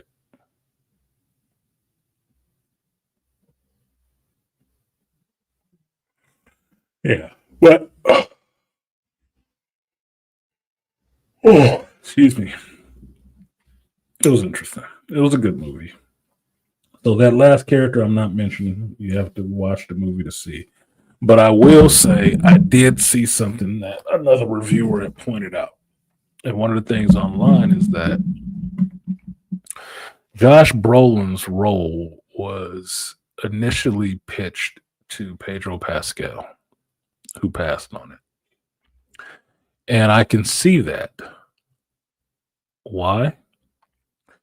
Because there's a part in the movie where they talk about these cordyceps and parasites and stuff. Now, when I hear cordyceps now, the first thing I think of is Last of Us. First thing I think of is Last of Us. And since Last of Us is a show now, I think of Pedro Pascal playing Joel. I can see him being slotted in there real easy. Real easy. And I think that's why the whole cordyceps thing was even put in there. As a wink and a nod, like, hey, this is Joel. You know, if he would have took that role. That's fun writing. So I can see that. I like Josh Brolin a lot more. He fit the role to me a little bit better. Because how he was dressed and stuff like that, the parallels would have been drawn if Pedro Pascal had played that role the same way the character was dressed, he just would have looked like Joel. That's all it would have looked like. Right. So it's good that he passed on it. I like Josh Brolin better. The other one was watching Benedict Wong play the character of Andrew. I had this feeling in the movie watching it of an actor who could have played this role. He seemed like he was playing this role like this actor. And the actor I had in mind was what I found out after seeing the movie and find out that who else was up for this role. It was Brian Tyree Henry. And I'm like, oh, I could totally see that because that's who I was thinking of. Watching the performance by Benedict Wong and the character, how the character was played, I'm like, yeah, that could have been him. And sure enough, find that after the movie, that was somebody who wanted that role and he passed on it. And I said, well, I think I know why he passed on it. And nobody else said this. I said, if Brian Tyree Henry had taken that role, this would have been like the second time on screen that he was playing a gay man in a couple. You know that, right? That's why he passed on this role. He don't want to be typecast as a black gay dude because he ain't gay. You could say his role in Bullet Train kind of played against him on that. These little, soy men, kind of squishy. Yeah, I'm sure he didn't want to be associated like that because it didn't go so well for his career after doing that shit in Eternals. That's one of the most uncomfortable on-screen kisses I've ever seen.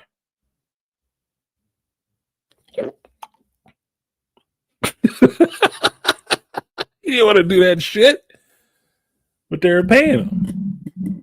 And so somebody else jumped up with another role for him to be the gay man again, and he passed on it. Like, yeah, he should. How'd you put him there like that? And it's kind of a joke in the scene itself because it's two gay men sitting there eating a boatload of fucking hot dogs, watching a movie on parasites. I'm like, is that supposed to be a joke? Gay men with a flight of fucking hot dogs they're gonna be choking down? Come on, man. Who the fuck is this dude writing this? With just mustard, no ketchup, just mustard. I was already like, ooh. Yeah, you made like 6 hot dogs, so y'all got 3 of each. But you ain't got no ketchup? Motherfucker, what's up? What up, Chance? Yeah, what up, world? It's not the world. It's only 11 of us. This is not the world. I will not be at world status. No. I'm too dark. Despite what Charles says, I am too dark to be that big of a YouTuber. Especially if it's gauged off of engagement. Yep, MC on the mic. The Mick with the mic.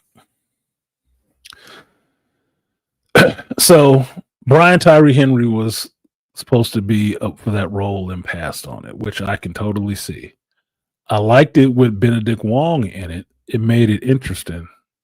And it would have looked really shitty if Brian Tyree Henry was in part of this role, because part of this role would have looked like it could have been taken as some racial shit. The way the character looked before the end, the character of Andrew looked before the end. It's a practical effect, which looks cool, but it would have been looking kind of crazy.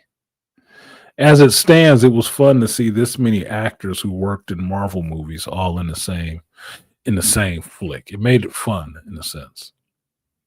Where else can I see the Sorcerer Supreme, Thanos, the Silver Surfer, and what was Isaiah? Not Isaiah. It was Obadiah Stane's son. I'm forgetting what his name was. Where could I see all these people in the same fucking movie and them not be in costume? It's kind of fun. It's kind of fun in that way. The movie itself begs to be seen, you got to see it. This is one of those things you cannot be explained to you. You got to watch it and you got to feel it and have that experience. Once you have that experience, you can come back and actually relate to everybody else who has seen it, because then you will now get things that most people just hearing about it will not get. There will be nuances that you picked up, because I can tell you for a part of this movie,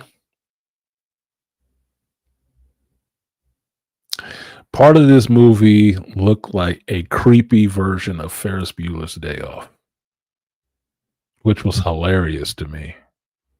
It was hilarious because that was the first thing I thought it was like, Ferris Bueller's Day Off. It's funny. It's funny. Oh, thank you, doctor. Look, you're giving me movie ticket money. I appreciate that in a month. Let me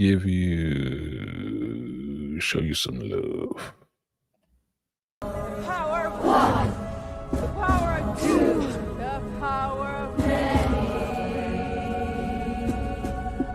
The power of one, the power of two, the power of many.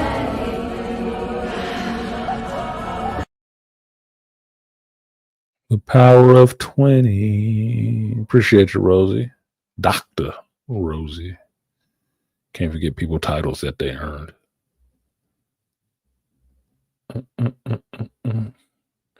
All right. So what is it, 2:40? I'm going to go ahead and drop this link in there. Maybe run this for an hour.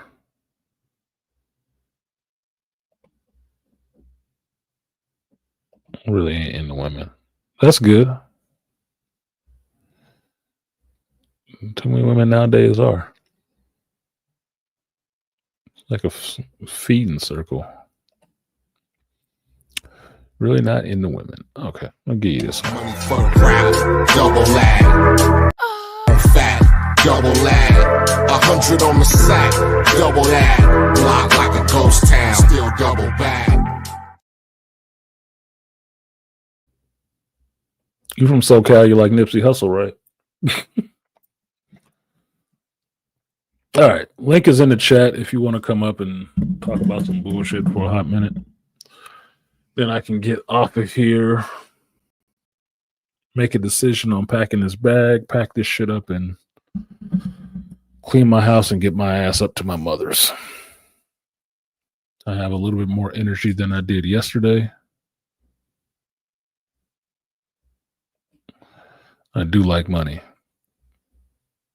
A woman says she does like money. Thanks for letting me know water is wet. I really couldn't figure that out.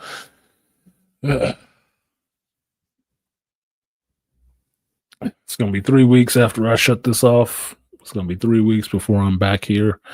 And I don't want strange smells and shit like that in my house when I come back. So I need to do a little bit of cleaning, a little sweeping, a little dumping of trash and whatnot so I can get out of here. Get my ass up to the mother's house.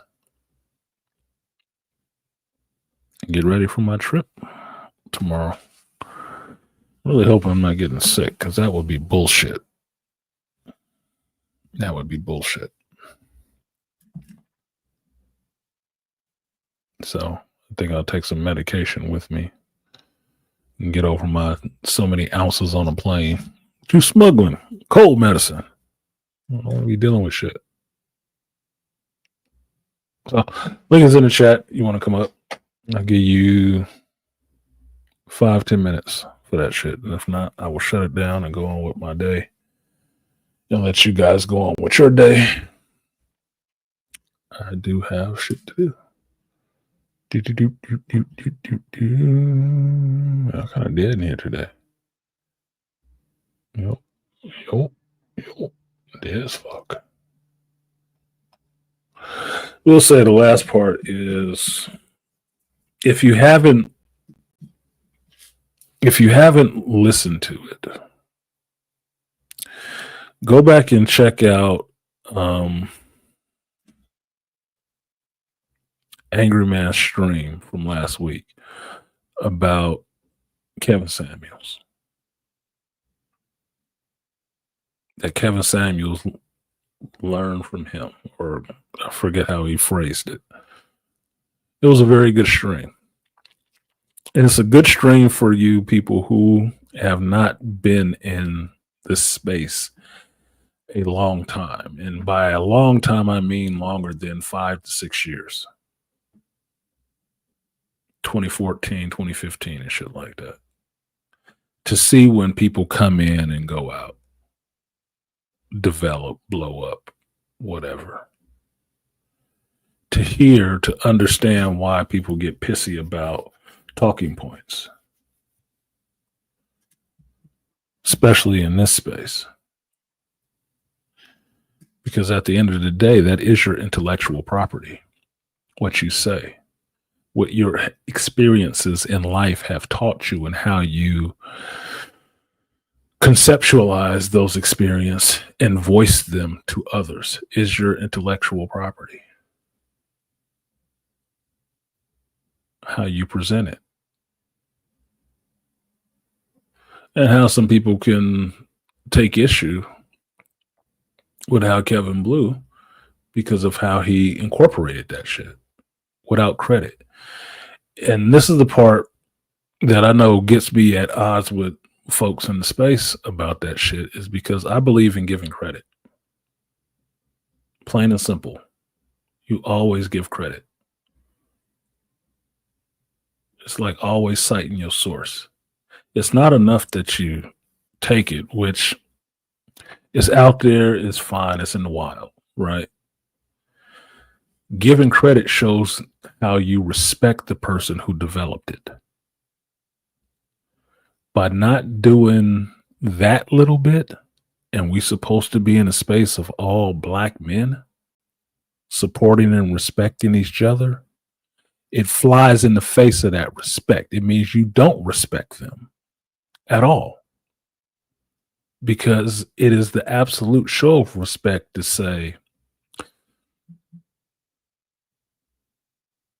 train hard, say your prayers, take your vitamins. Shout out to Hulk Hogan. That's respect for what they have developed. That wasn't something I was saying before then. But it exists in consciousness now. In that order, in that way. George Carlin had a real funny skit about those things, about words and how they're used.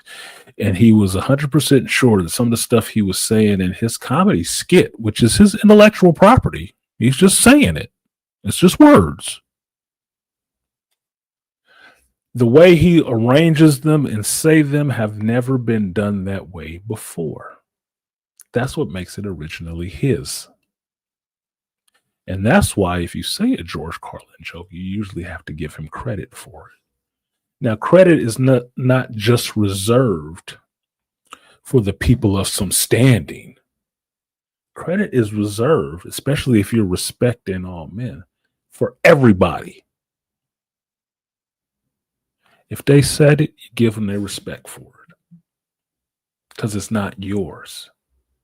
You didn't come up with it. The fact that you think you can take from people and not give them respect for their thoughts, their ideas, because they're not of a higher status enough to give a fuck about that, or they can't do anything for you, is in fact disrespectful. It shows how much disdain you actually have for men, their thought process, who they are. That's the most disrespectful part. Yeah, it's all well and good to be out on YouTube and saying stuff that resonates with people. It's all well and good. It's something completely other to not give them the respect when you take and use that shit. That was my only problem I had with Kevin. That everybody in the space knew where this shit was coming from, and it wasn't him. He packaged it better. He delivered it better. Or in his way. to more eyeballs. But you didn't give respect to who you got that shit from. That was foul. That's the foul part. And that's not saying anything against St. Kevin, if I've been calling him since he passed. It's not saying anything against him. It's just you should have gave respect, bro. That's it. It costs you nothing. It takes no time. When I quote something he said, I give him credit. Anybody. It goes on in the conversation just like I'm talking right now. Don't miss a beat. Why? Because I believe in giving people credit for their ideas. It's important. It shows you value them as a person, their intellectual contributions to this. Now, the one thing I know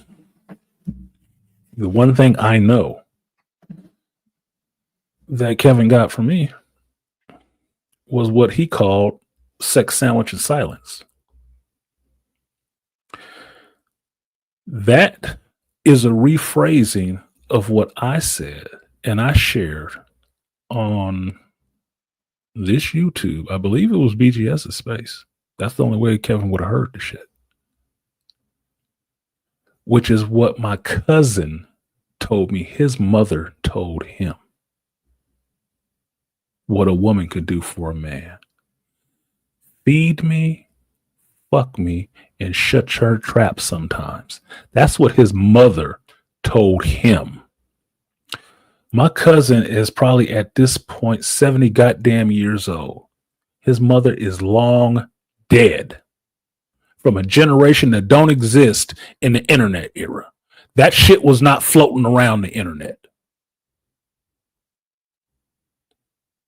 That is something that came from his mother that he told me, that I told you guys on here. You don't know my cousin. You don't know his goddamn mama. Rephrasing that shit and not giving credit to where you got it from is foul. Because even me give credit to my cousin and tell you the lineage, the etymology of where the fucking phrase came from. That's respect. Not doing that is disrespectful. It's very fucking simple. Yeah, you redressed it in some more polite terms, but it is still stolen idea that's not yours. And you're not giving any credit. I don't have to be a big YouTuber to get credit for what I fucking said. It's respectful of men to do that shit.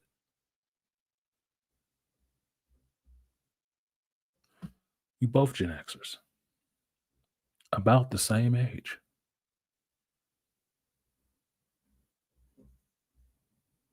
That shit is foul in a space that you're supposed to be giving other men respect. That's all I'm saying. So listening to Angry Man's stream, I was there for that. It wasn't a history lesson for me because I was there. There's no homework. I was there. I saw it. I remember it.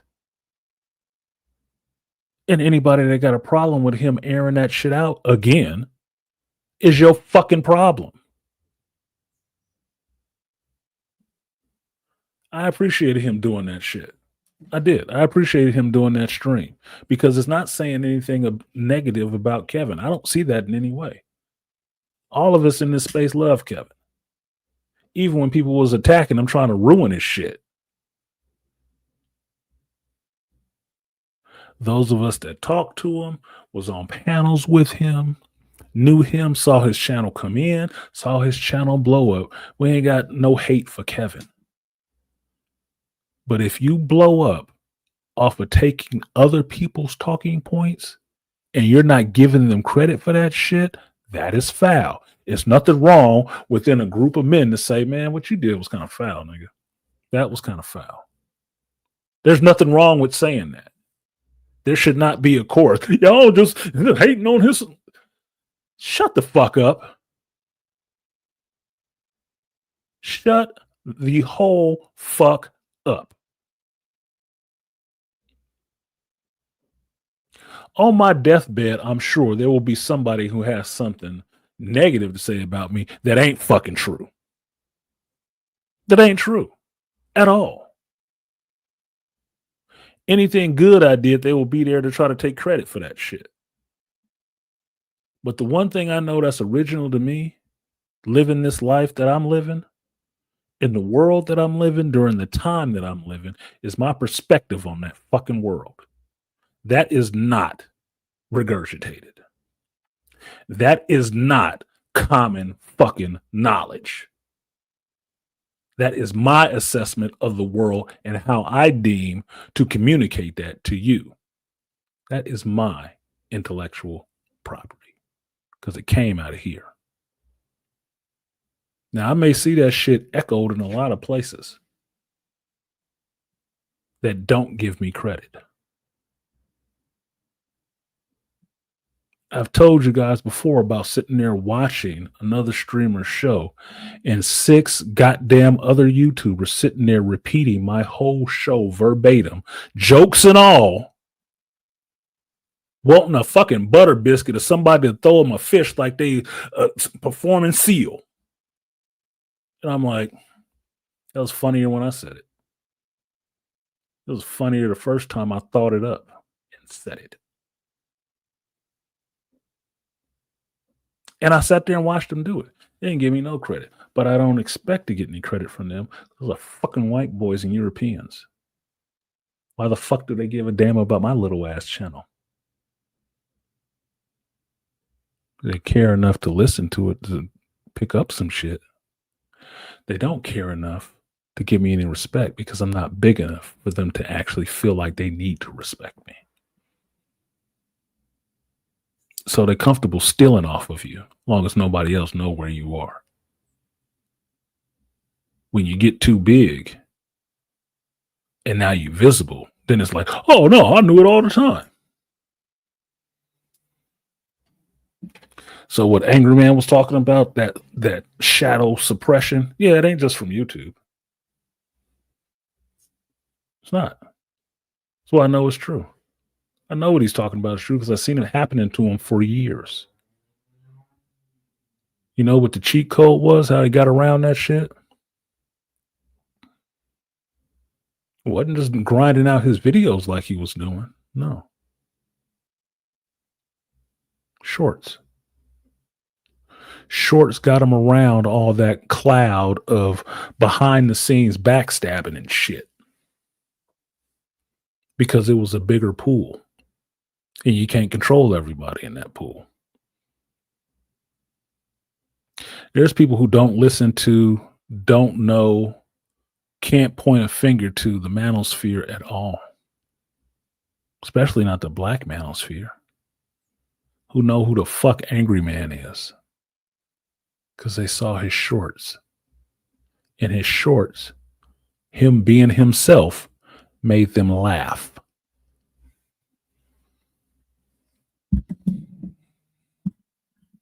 They don't give a fuck about the space. They don't know what the hell he talk about. They just know that short was funny. That is what blew up his numbers and got him out of this cloud, this shadow of don't work with him, he problematic. Blew him past everybody else. That's why he's blown up the way he is. It wasn't because he wasn't grinding it the fuck out either. He does, in my opinion, the best show in the black manosphere. Because he's the architect of how you do your fucking shows in the black manosphere. To even be able to say something like,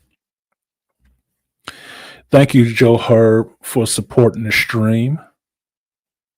I will give you the double up. Appreciate you, Herb. Money for the crowd, double lag. I'm fat, double lag. 100 on the sack, double that. Block like a ghost town, still double bag. He's the architect for why shit like that can be done. because he was the one out there first shaming the audience for not supporting content creators, especially black ones, when you in the black manosphere.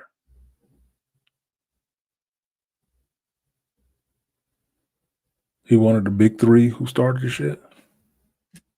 Foundation stones, right? So he got every right in the world to say whatever the fuck he want to. And most of the time, it ain't because he's shaming people, and it ain't because he's lying. Those of us who were around and saw it know it to be true. I'm just mad I didn't see that stream live, because I would have gladly gave my cosign on, yes, that's exactly how it happened. I know because I was there. Yes, I remember the two of y'all being on panels together. I remember being on panels with the both of you. I know why I wear cologne at work.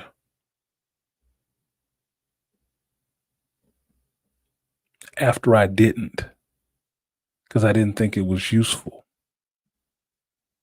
And I remember why I was told it was by Kevin. I remember turning people on to him before he blew up at my job.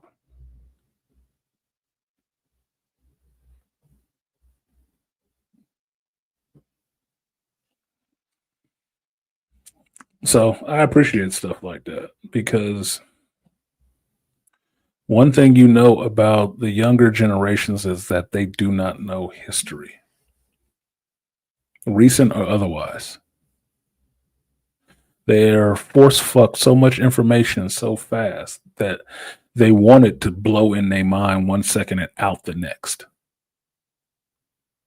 You shame them about relying on anybody older than them to give them any fucking knowledge, so they don't listen to old people. They don't trust old people. You just old, nickel. So they don't want to listen. So be damned if they're going to go back and listen to any history on even the spaces they like to frequent.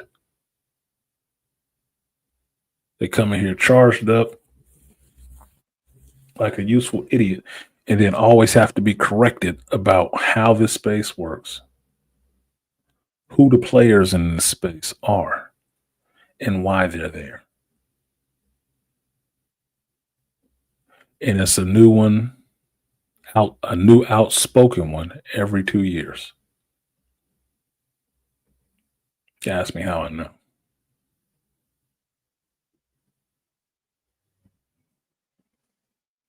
The space turned into something that you could profit off of, not from the people who came along later and profit off of it.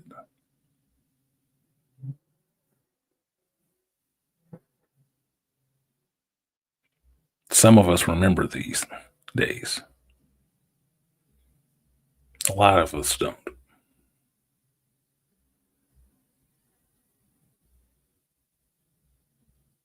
So I appreciate that stream that he did. And he was dropping jewels and bars like he always have for all these years. He didn't even have to go into terminology and stuff like that he developed that is in common use, part of the common nomenclature of the space. Didn't have to.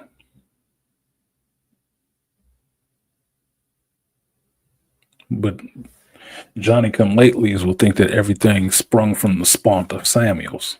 The font of Samuels. No, that's not how it worked. Kevin gets a lot of respect. He does. And he deserves it. But the success of him was not based solely on him.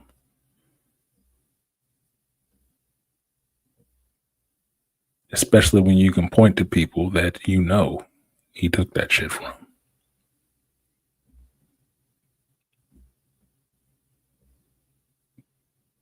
And well, that's good. It got to a wider stage. The part that you cannot deny in any kind of way is that he should have gave respect to where he got it from. That's just what it is. Doesn't take away from his work at all. But you should have gave that respect.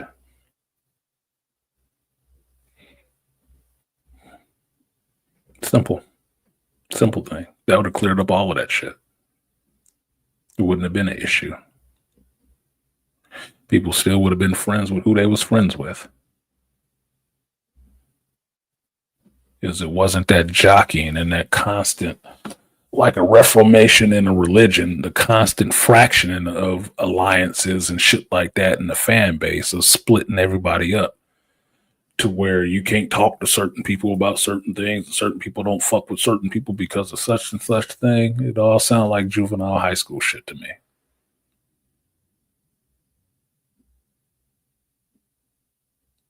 I didn't come here for that shit, and I wasn't going to be a part of any of it. I'm not saying this is a whole kumbaya circle. It's not. But people who have actual issues with each other have actual issues for a reason. All the rest of that shit, if nobody's actually done anything to your ass, you're just picking sides.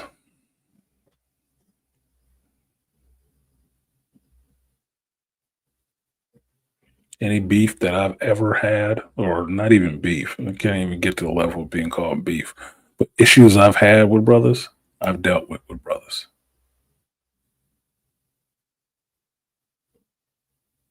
Because I'm not online to have fucking arguments.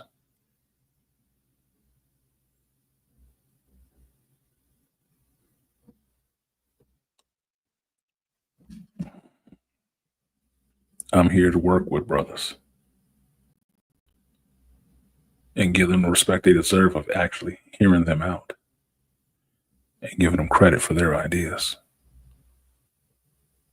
Because just like I'm doing at work, the real ideas that's going to move the needle and change this shit ain't coming from the higher ups. It's coming from the people who are actually working with this shit on a daily basis.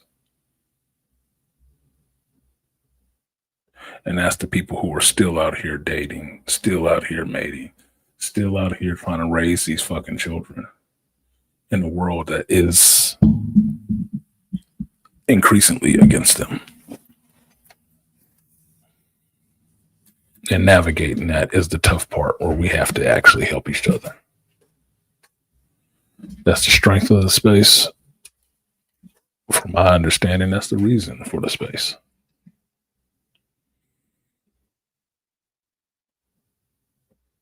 And for one of the founders of the space coming back and having to give you his account of the history, to me, shouldn't be met with any derision. You should probably shut up and listen. Because who else would know better than the person affected?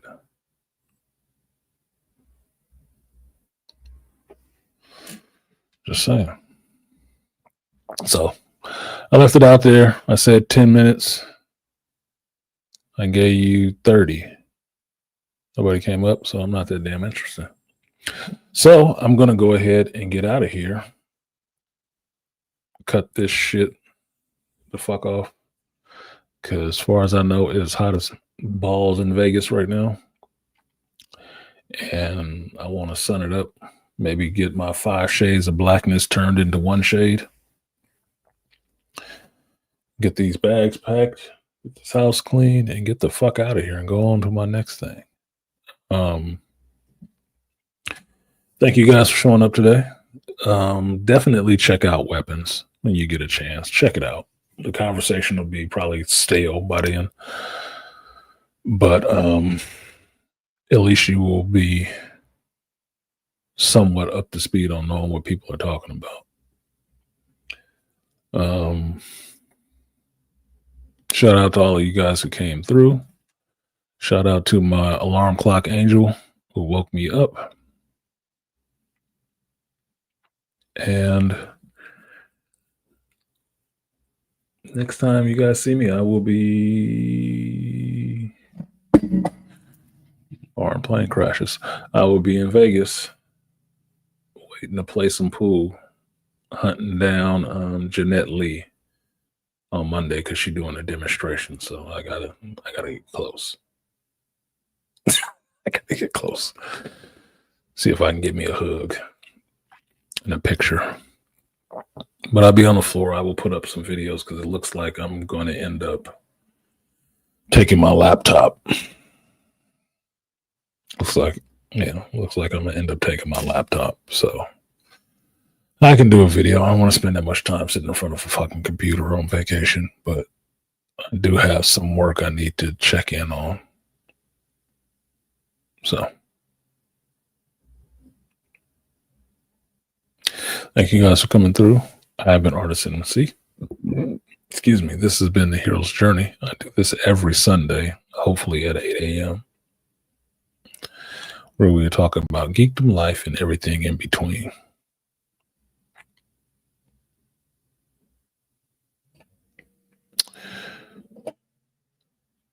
Thank you to everybody who donated today, which was Rosie, Chosen Racer, Rosie again, and Joe Herb. Only 4. I suck as a YouTuber. Damn. I really need to come back with tits in my next life. It's a lot easier.